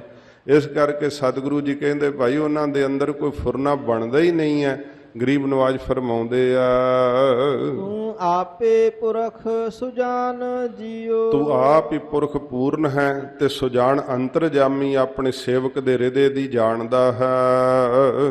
ਪੁਰਖ ਸੁਜਾਨ ਤੂੰ ਪ੍ਰਧਾਨ। ਮਹਾਰਾਜ ਤੂੰ ਪੁਰਖ ਪੂਰਨ ਮੈਂ ਸੁਜਾਨ ਅੰਤਰਜਾਮੀ ਹੈ ਤੇ ਫਿਰ ਪ੍ਰਧਾਨ ਹੈ ਸਾਰਿਆਂ ਵਿੱਚ। ਮੁਖੀ ਤੂੰ ਹੀ ਆਪ ਹੀ ਹੈ ਕਿਉਂਕਿ ਸਾਰਿਆਂ ਦਾ ਆਗੂ ਹੈ। ਤੂੰ ਸਭ ਨੂੰ ਪ੍ਰੇਰਦਾ ਹੈ। ਤੇਰੀ ਪ੍ਰੇਰਨਾ ਕਰਕੇ ਹੀ ਹਵਾ ਵਗਦੀ ਹੈ। ਤੇਰੇ ਪ੍ਰੇਰਨਾ ਨਾਲ ਹੀ ਸੂਰਜ ਗਤੀ ਕਰਦਾ ਹੈ। ਤੇਰੇ ਪ੍ਰੇਰੇ ਹੋਈ ਇਹ ਸਾਰੀ ਕਾਇਨਾਤ ਚੱਲ ਰਹੀ ਹੈ। ਇਸ ਕਰਕੇ ਤੂੰ ਪ੍ਰਧਾਨ ਹੈ, ਤੂੰ ਮੁਖੀ ਹੈ। ਸਭ ਦੇ ਅੰਦਰ ਬੈਠਾ ਤੂੰ ਹੀ ਪ੍ਰੇਰ ਰਿਹਾ ਹੈ ਸਭ ਨੂੰ। ਜਿਹੜੇ ਕੋਈ ਸਾਧ ਸੰਗਤ ਜੀ ਜਿਵੇਂ ਬੁਰੇ ਕਰਮਾਂ ਵੱਲ ਨੂੰ ਪ੍ਰਵਿਰਤ ਹੁੰਦੇ ਆ ਨਾ, ਮਹਾਰਾਜ ਉਹਨਾਂ ਦੇ ਬੁਰੇ ਕਰਮਾਂ ਨੂੰ ਭੁਗਤਾਉਣ ਲਈ ਜੇ ਨਖਿੱਧ ਕਰਮ ਕੀਤੇ ਆ ਤਾਂ ਫਿਰ ਬੁੱਧੀ ਉਹੋ ਜੀ ਫੋਰਦੇ ਆ ਅੰਦਰ। ਇਸ ਤਰ੍ਹਾਂ ਸੱਚੇ ਪਾਤਸ਼ਾਹ ਪ੍ਰੇਰਕ ਹੋਈ ਹੈ ਸਭ ਦੇ। ਇਸ ਕਰਕੇ ਸਤਿਗੁਰੂ ਕਹਿੰਦੇ ਤੂੰ ਪ੍ਰਧਾਨ ਹੈ ਵਾਹਿਗੁਰੂ, ਸਭ ਦਾ ਮੁਖੀ ਹੈ। ਤੁਧ ਜੇ ਵਡ ਅਵਰ ਨਾ ਕੋਈ। ਤੇਰੇ ਵੱਡਾ ਜਿੱਡਾ ਵੱਡਾ ਕੋਈ ਹੋਰ ਹੈ ਹੀ ਨਹੀਂ ਹੈ। ਤੇਰੇ ਵਰਗਾ ਕੋਈ ਹੋਰ ਵੇਖਿਆ ਹੀ ਨਹੀਂ ਮਹਾਰਾਜ ਸੱਚੇ ਪਾਤਸ਼ਾਹ ਕਹਿੰਦੇ, ਕਿਉਂਕਿ ਤੇਰੇ ਜਿਹਾ ਕੋਈ ਦਿਆਲੂ ਨਹੀਂ, ਤੇਰੇ ਜਿਹਾ ਕੋਈ ਕਿਰਪਾਲੂ ਨਹੀਂ, ਤੇਰੇ ਜਿਹਾ ਕੋਈ ਮਿਹਰਬਾਨ ਨਹੀਂ, ਤੇਰੇ ਵਰਗਾ ਕੋਈ ਵੀ ਨਹੀਂ ਵੇਖਿਆ। ਤੇਰੇ ਵਰਗਾ ਤੂੰ ਆਪ ਹੀ ਹੈ ਵਾਹਿਗੁਰੂ, ਤੇਰੇ ਵਰਗਾ ਕੋਈ ਹੋਰ ਨਹੀਂ ਹੈ।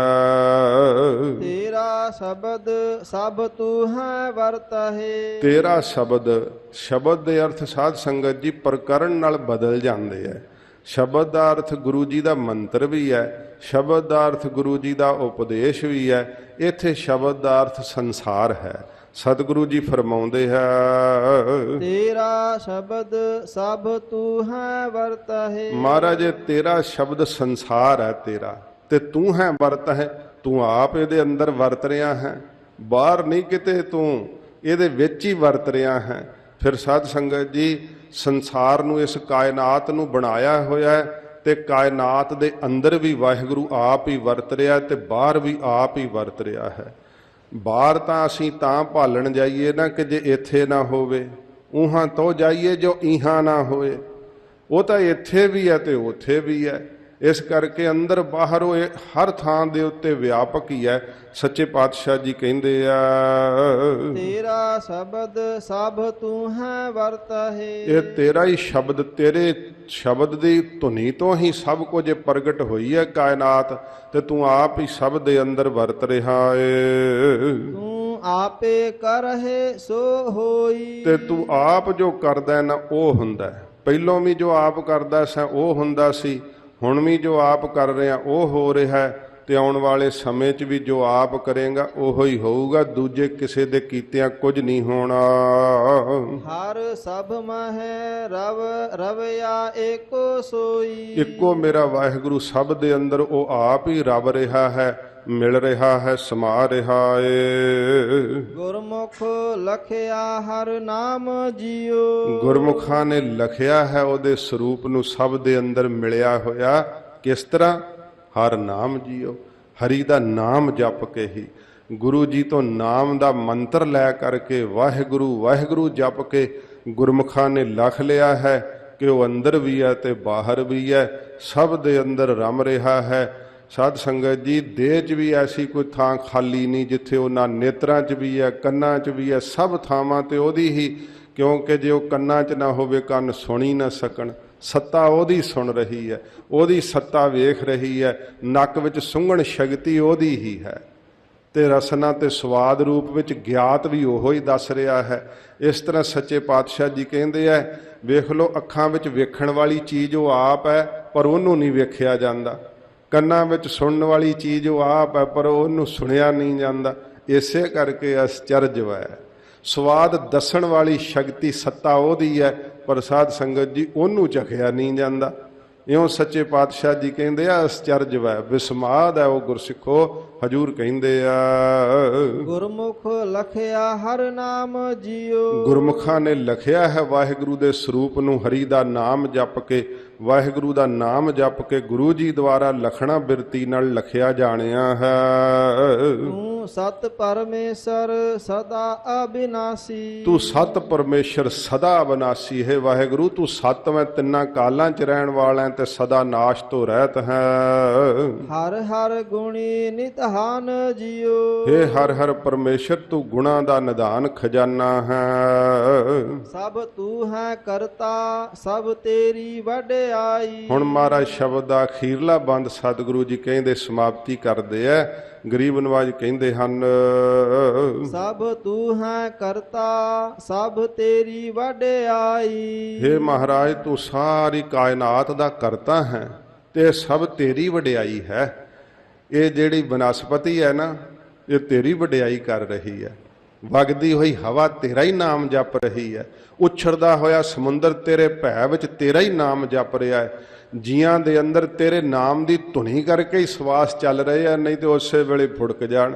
ਸਭ ਕੁਝ ਮਹਾਰਾਜ ਤੇਰੇ ਨਾਮ ਕਰਕੇ ਹੀ ਖੜਾ ਹੈ। ਸਤਿਗੁਰੂ ਜੀ ਕਹਿੰਦੇ ਹਨ, ਸਭ ਤੂੰ ਹੈ ਕਰਤਾ ਸਭ ਤੇਰੀ ਵਡਿਆਈ। ਸਭ ਥਾਵਾਂ ਤੇ ਕਰਤਾ ਪੁਰਖ ਤੂੰ ਆਪ ਹੀ ਹੈ। ਤੇਰੀ ਵਡਿਆਈ ਸਭ ਥਾਵਾਂ ਤੇ ਹੋ ਰਹੀ ਹੈ। ਜਿਉ ਭਾਵੈ ਤਿਵਾ ਚਲਾਏ ਜਿਉ। ਜਿਵੇਂ ਤੁਹਾਨੂੰ ਭਾਉਂਦਾ ਨਾ ਤਿਵੇਂ ਮਹਾਰਾਜ ਇਸ ਕਾਇਨਾਤ ਨੂੰ ਚਲਾਉਂਦੇ ਹੋ। ਜੇ ਤੁਹਾਨੂੰ ਨਹੀਂ ਭਾਉਂਦਾ ਤੇ ਹਵਾ ਪੁਰਾ ਵਗਦਾ ਹੀ ਨਹੀਂ, ਪੱਛੋਂ ਨੂੰ ਹੀ ਵਗੀ ਜਾਂਦਾ। ਤੇ ਜੇ ਤੁਹਾਨੂੰ ਨਹੀਂ ਭਾਉਂਦਾ ਤਾਂ ਫਿਰ ਮਹਾਰਾਜ ਪੱਛੋਂ ਨੂੰ ਨਹੀਂ ਵਗਦਾ, ਪੁਰਾ ਹੀ ਚੱਲੀ ਜਾਂਦਾ। ਤੁਹਾਡੀ ਮਰਜ਼ੀ ਹੈ। ਜੀਵ ਤਾਂ ਕਰਦੇ ਬੜੇ ਮਤੇ, ਮਤਾ ਕਰੇ ਪੱਛਮ ਕਹਿ ਤਾਈ ਪੂਰਬ ਹੀ ਲੈ ਜਾਤ। ਪਰ ਮਹਾਰਾਜ ਪ੍ਰੇਰਨਾ ਅੰਦਰ ਤੁਸੀਂ ਕਰਦੇ ਹੋ ਨਾ, ਹੱਥ ਤਾਂ ਤੁਹਾਡੇ ਵਿੱਚ ਹੈ। ਸਭ ਆਪ ਜੀ ਦੀ ਇਹ ਵੱਡੀ ਵਡਿਆਈ ਹੈ ਕਿ ਤੁਹਾਡੇ ਹੁਕਮ ਤੋਂ ਬਿਨਾਂ ਪਤਾ ਨਹੀਂ ਝੂਲ ਰਿਹਾ ਹੈ। ਤੁਧ ਆਪੇ ਭਾਵਾ ਤਿਵਾ ਚਲਾਵਹਿ। ਜਿਵੇਂ ਤੁਹਾਨੂੰ ਭਾਉਂਦਾ ਹੈ ਤਿਵੇਂ ਮਹਾਰਾਜ ਸਾਰੀ ਕਾਇਨਾਤ ਨੂੰ, ਸ੍ਰਿਸ਼ਟੀ ਨੂੰ, ਜੀਆਂ ਨੂੰ ਚਲਾਉਂਦੇ ਹੋ। ਸਭ ਤੇਰਾ ਸ਼ਬਦ ਸਮਾਏ ਜਿਉ। ਸਾਰੇ ਮਹਾਰਾਜ ਹੈ ਬ੍ਰਹਮ ਤੇਰੇ ਸ਼ਬਦ ਦੀ ਧੁਨੀ ਵਿੱਚ ਹੀ ਸਮਾ ਜਾਣਗੇ, ਕਿਉਂਕਿ ਸ਼ਬਦ ਤੋਂ ਹੀ ਉਤਪੰਨ ਹੋਏ ਹੈ ਤੇ ਸ਼ਬਦ ਵਿੱਚ ਵੀ ਸਾਰੇ ਹੀ ਸਮਾ ਜਾਣਗੇ। ਇਹ ਤਾਂ ਮਹਾਰਾਜ ਤੇਰੀ ਆਕਰਖਣ ਸ਼ਕਤੀ, ਜਦੋਂ ਤੂੰ ਖਿੱਚ ਲਿਆ ਤੇ ਸਾਰੇ ਤੇਰੇ ਵਿੱਚ ਹੀ ਸਮਾ ਜਾਣਾ। ਉਧਰ ਕਰਖ ਸ਼ਕਤੀ ਨਾਲ ਜਬ ਉਦਕਰਖ ਕਰਾ ਕਰਤਾਰਾ ਪ੍ਰਜਾ ਧਰਤ ਤਬ ਦੇਹ ਅਪਾਰਾ। ਜਬ ਆਕਰਖ ਕਰਤ ਹੋ ਕਬ ਹੂੰ ਤੁਮ ਮੈਂ ਮਿਲਤ ਦੇਹ ਧਰ ਸਭ ਹੂੰ। ਸਭ ਕੁਝ ਤੇਰੇ 'ਚ ਹੀ ਸਮਾ ਜਾਏਗਾ। ਕੋਈ ਸੂਰਜ ਚੰਦਰਮਾ ਧਰਤੀ ਆਕਾਸ਼ ਤਾਰੇ ਜੀਵ ਦੈਂਤ ਦੇਵਤੇ ਕੁਛ ਨਹੀਂ ਰਹਿਣਾ। ਸਭ ਕੁਝ ਤੇਰੇ 'ਚ ਹੀ ਸਮਾ ਜਾਏਗਾ। ਤੂੰ ਆਪ ਹੀ ਆਪ ਹੋਵੇਂਗਾ। ਸਭ ਸ਼ਬਦ ਸਮਾਵਾ ਜਾਂ ਤੁਧ ਪਾਵਾ। ਮਹਾਰਾਜ ਜੀ ਸਾਰੇ ਹੀ ਉਹ ਸ਼ਬਦ ਵਿੱਚ ਸ਼ਬਦ ਦੁਆਰਾ ਆਪ ਵਿੱਚ ਸਮਾ ਜਾਂਦੇ ਐ। ਕੌਣ? ਜਾਂ ਤੁਧ ਭਾਵੈ। ਜਿਹੜੇ ਗੁਰੂ ਜੀ ਦੀ ਸਿੱਖਿਆ ਕਮਾਉਂਦੇ ਤੈਨੂੰ ਭਾ ਜਾਂਦੇ ਆ, ਜਿਨ੍ਹਾਂ ਦੀ ਸ਼ਰਧਾ ਤੈਨੂੰ ਭਾ ਜਾਂਦੀ ਹੈ ਨਾ, ਉਹ ਸ਼ਬਦ ਦੀ ਕਮਾਈ ਕਰਦੇ, ਗੁਰੂ ਮੰਤਰ ਦੀ ਕਮਾਈ ਕਰਦੇ। ਮਹਾਰਾਜ ਤੇਰੇ ਵਿੱਚ ਹੀ ਸਮਾ ਜਾਂਦੇ ਆ, ਸ਼ਬਦ ਰੂਪ ਹੀ ਹੋ ਜਾਂਦੇ ਆ। ਤੇਰਾ ਸ਼ਬਦ ਵਡਿਆਈ। ਇਹ ਮਹਾਰਾਜ ਤੇਰੇ ਸ਼ਬਦ ਦੀ ਵਡਿਆਈ ਹੈ। ਇਹ ਤਾਂ ਗੁਰੂ ਜੀ ਦੁਆਰਾ ਜਿਹੜਾ ਤੁਸੀਂ ਉਪਦੇਸ਼ ਬਖਸ਼ਿਆ ਨਾ ਜੀਆਂ ਨੂੰ, ਜੀਵ ਇਹ ਨਾ ਸੋਚੇ ਕਿ ਇਹ ਮੇਰੀ ਵਡਿਆਈ ਹੈ ਕਿ ਮੈਂ ਬੜਾ ਜਪ ਰਿਹਾ ਹਾਂ।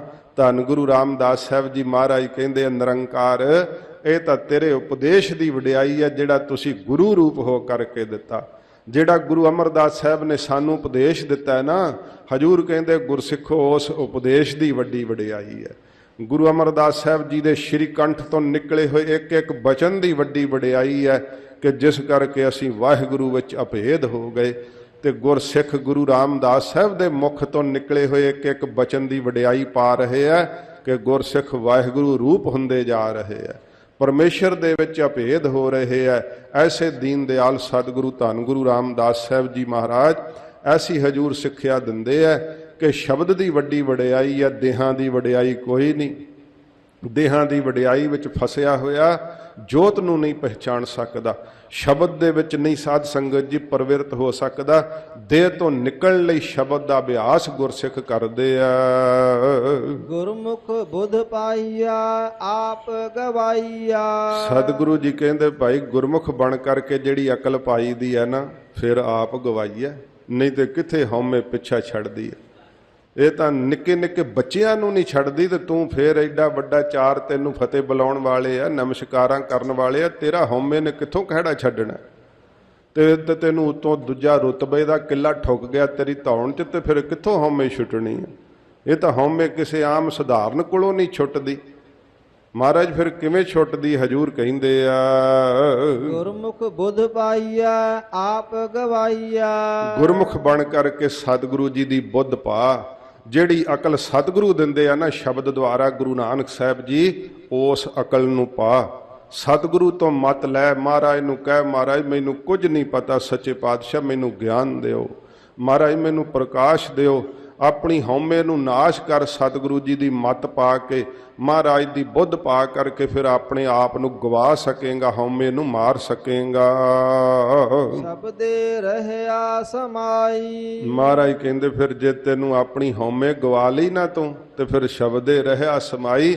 ਸ਼ਬਦ ਵਿੱਚ ਹੀ, ਗੁਰੂ ਜੀ ਦੇ ਉਪਦੇਸ਼ ਵਿੱਚ ਹੀ ਸਮਾ ਜਾਏਗਾ, ਮਹਾਰਾਜ ਦੇ ਹੁਕਮ 'ਚ ਹੀ ਸਮਾ ਜਾਏਗਾ, ਸੱਚੇ ਪਾਤਸ਼ਾਹ ਜੀ ਦੇ ਮੰਤਰ ਦਾ ਰੂਪ ਹੀ ਹੋ ਜਾਏਗਾ, ਵਾਹਿਗੁਰੂ ਦੇ ਵਿੱਚ ਅਭੇਦ ਹੋ ਜਾਵੇਂਗਾ। ਤੇਰਾ ਸ਼ਬਦ ਅਗੋਚਰ ਗੁਰਮੁਖ ਪਾਈਆ। ਇਹ ਵਾਹਿਗੁਰੂ ਤੇਰਾ ਸ਼ਬਦ ਜਿਹੜਾ ਨਾ ਉਪਦੇਸ਼, ਇਹ ਵੀ ਅਗੋਚਰ ਹੈ, ਪਰ ਪਾਈ ਦਾ ਕਿਵੇਂ? ਮੁਖੀ ਗੁਰੂ ਜੀ ਦੁਆਰਾ ਪਾਈ ਦਾ ਹੈ, ਕਿਉਂਕਿ ਗੁਰੂ ਰੂਪ ਹੈ ਨਿਰੰਕਾਰ, ਤੂੰ ਆਪ ਧਾਰਿਆ ਹੋਇਆ ਹੈ, ਗੁਰੂ ਰੂਪ ਤੂੰ ਆਪ ਹੈ।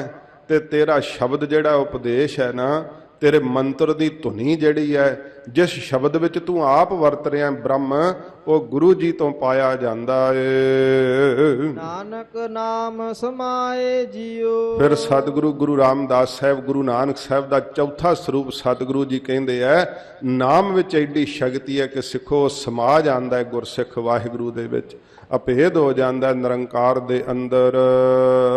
ਸਭ ਤੂੰ ਹੈ ਕਰਤਾ ਸਭ ਤੇਰੀ ਵਡਿਆਈ। ਹੇ ਮੇਰੇ ਵਾਹਿਗੁਰੂ, ਸਭ ਦਾ ਕਰਤਾ ਤੂੰ ਆਪ ਹੀ ਹੈ, ਇਹ ਸਭ ਤੇਰੀ ਵਡਿਆਈ ਹੋ ਰਹੀ ਹੈ। ਜਿਹੜੀ ਸ੍ਰਿਸ਼ਟੀ ਤੋਂ ਪੈਦਾ ਕੀਤੀ ਹੈ ਨਾ, ਇਹ ਤੈਨੂੰ ਆਪ ਸਾਰੀ ਸ੍ਰਿਸ਼ਟੀ ਗਾ ਰਹੀ ਹੈ। ਇਹ ਵਿਸਮਾਦ ਹੈ ਸਾਧ ਸੰਗਤ ਜੀ। ਭਗਤ ਨੂੰ ਜਦੋਂ ਵਿਸਮਾਦ ਹੁੰਦਾ ਨਾ, ਜਿਹੜੀ ਇਹ ਨਾਮ ਜਪਣ ਦੀ ਹਉਮੈ ਬਣੀ ਰਹਿਣੀ, ਸਮਝ ਲਓ ਕਿ ਪਰਤਾਂ ਬੜੀਆਂ ਗਾੜੀਆਂ ਟੁੱਟਦੀਆਂ ਨਹੀਂ। ਭਗਤ ਨੂੰ ਵਿਸਮਾਦ ਹੋਇਆ ਹਵਾ ਨਾਮ ਜਪਦੀ ਪ੍ਰਤੀਤ ਹੁੰਦੀ ਹੈ, ਤੇ ਫਿਰ ਉਹਨੂੰ ਆਪ ਕੀ ਹਉਮੈ ਹੋਣੀ ਹੈ? ਉਹਨੂੰ ਤਾਂ ਸਭ ਪਰਮੇਸ਼ਰ ਦੀ ਵਡਿਆਈ ਗਾਉਂਦੇ ਪ੍ਰਤੀਤ ਹੁੰਦੇ ਆ, ਤੇ ਮਨ ਦਾ ਮਾਣ ਨਹੀਂ ਭਗਤ ਵਿੱਚ ਹੁੰਦਾ। ਮਨਾ ਸਾਰੀ ਬਨਸਪਤੀ ਗਾ ਰਹੀ ਹੈ, ਸਾਰੀ ਕਾਇਨਾਤ ਗਾ ਰਹੀ ਹੈ, ਤੇ ਤੂੰ ਵੀ ਉਸ ਵਾਹਿਗੁਰੂ ਨੂੰ ਗਾ ਰਿਹਾ। ਇੱਕਮਿਕ ਹੋ ਜਾ। ਉਹ ਫਿਰ ਸਾਧ ਸੰਗਤ ਜੀ ਹਉਮੈ ਦੀ ਉਪਾਧੀ ਟੁੱਟ ਜਾਂਦੀ ਆ। ਉੱਥੇ ਸਾਰੀ ਕਾਇਨਾਤ ਵਾਹਿਗੁਰੂ ਦਾ ਨਾਮ ਜਪਦੀ ਹੋਈ ਪ੍ਰਤੀਤ ਹੁੰਦੀ ਹੈ। ਤੇ ਜਦੋਂ ਇਹ ਅਵਸਥਾ ਹੁੰਦੀ ਹੈ, ਇਸ ਦਾ ਵਿਸਮਾਦ, ਇਹਦਾ ਆਨੰਦ ਕਿਹਾ ਨਹੀਂ ਜਾਂਦਾ। ਇਹ ਤਾਂ ਮੰਨਣ ਵਾਲੇ ਨੂੰ ਪਤਾ ਹੈ, ਕਹਿਣ ਸੁਣਨ ਨਾਲ ਨਹੀਂ। ਇਹ ਤਾਂ ਜਿਹੜਾ ਸਾਧ ਸੰਗਤ ਜੀ ਨਾਮ ਦੇ ਰਸ ਨੂੰ ਪਾ ਕੇ ਨਿਮਗਨ ਹੋ ਜਾਂਦਾ ਹੈ, ਮੰਤਰ ਦੀ ਧੁਨੀ ਦਾ ਰਸ ਚੱਖ ਲੈਂਦਾ, ਉਹਨੂੰ ਹੀ ਇਹ ਆਨੰਦ ਤੇ ਰਸ ਆਉਂਦਾ ਹੈ। ਹਜੂਰ ਕਹਿੰਦੇ ਆ, ਸਭ ਤੂੰ ਹੈ ਕਰਤਾ ਸਭ ਤੇਰੀ ਵਡਿਆਈ। ਹੇ ਕਰਤਾ ਪੁਰਖ, ਸਭ ਥਾਵਾਂ ਤੇ ਤੂੰ ਆਪ ਹੀ ਹੈ, ਸਾਰਿਆਂ ਨੂੰ ਪੈਦਾ ਕਰਨ ਵਾਲਾ ਤੂੰ ਆਪ ਹੈ। ਤੇਰੀ ਵਡਿਆਈ ਸਭ ਥਾਵਾਂ ਤੇ ਹੋ ਰਹੀ ਹੈ। ਇਹਦੇ ਸੰਸਾਰ ਦੇ ਬਣਾਉਣ ਦੀ ਵੀ ਤੇਰੀ ਵਡਿਆਈ ਹੈ, ਹੋਰ ਕਿਸੇ ਦੀ ਕੀ ਵਡਿਆਈ ਹੈ? ਕੋਈ ਇਮਾਰਤ ਬਣਾ ਲੇ ਤੇ ਕਹਿੰਦਾ ਕਿ ਮੈਨੂੰ ਵਡਿਆਈ ਦਿਓ, ਤਾਂ ਵਾਹਿਗੁਰੂ ਨੇ ਏਡੀ ਕਾਇਨਾਤ ਬਣਾਈ ਹੈ, ਸਭ ਤੇਰੀ ਹੀ ਵਡਿਆਈ ਹੈ। ਜਿਉ ਭਾਵੈ ਤਿਵੈ ਚਲਾਏ ਜਿਉ। ਮਹਾਰਾਜ ਜਿਵੇਂ ਆਪ ਨੂੰ ਭਾਉਂਦਾ ਹੈ ਨਾ, ਤਿਵੇਂ ਆਪ ਸੱਚੇ ਪਾਤਸ਼ਾਹ ਇਸ ਕਾਇਨਾਤ ਨੂੰ, ਇਸ ਸ੍ਰਿਸ਼ਟੀ ਨੂੰ ਚਲਾ ਰਹੇ ਹੋ। ਪਹਿਲੋਂ ਚਲਾਉਂਦੇ ਸੀ, ਹੁਣ ਚਲਾ ਰਹੇ ਹੋ। ਆਉਣ ਵਾਲੇ ਸਮੇਂ 'ਚ ਵੀ ਮਹਾਰਾਜ ਕਹਿੰਦੇ ਜੋ ਕੁਝ ਚੱਲਣਾ ਨਾ, ਹੁਕਮ 'ਚ ਹੀ ਚੱਲਣਾ, ਹੁਕਮ ਤੋਂ ਬਾਹਰ ਕੁਛ ਵੀ ਨਹੀਂ ਹੈ। ਹੁਕਮ ਹੈ ਅੰਦਰ ਸਭ ਕੋ, ਬਾਹਰ ਹੁਕਮ ਨਾ ਕੋਏ।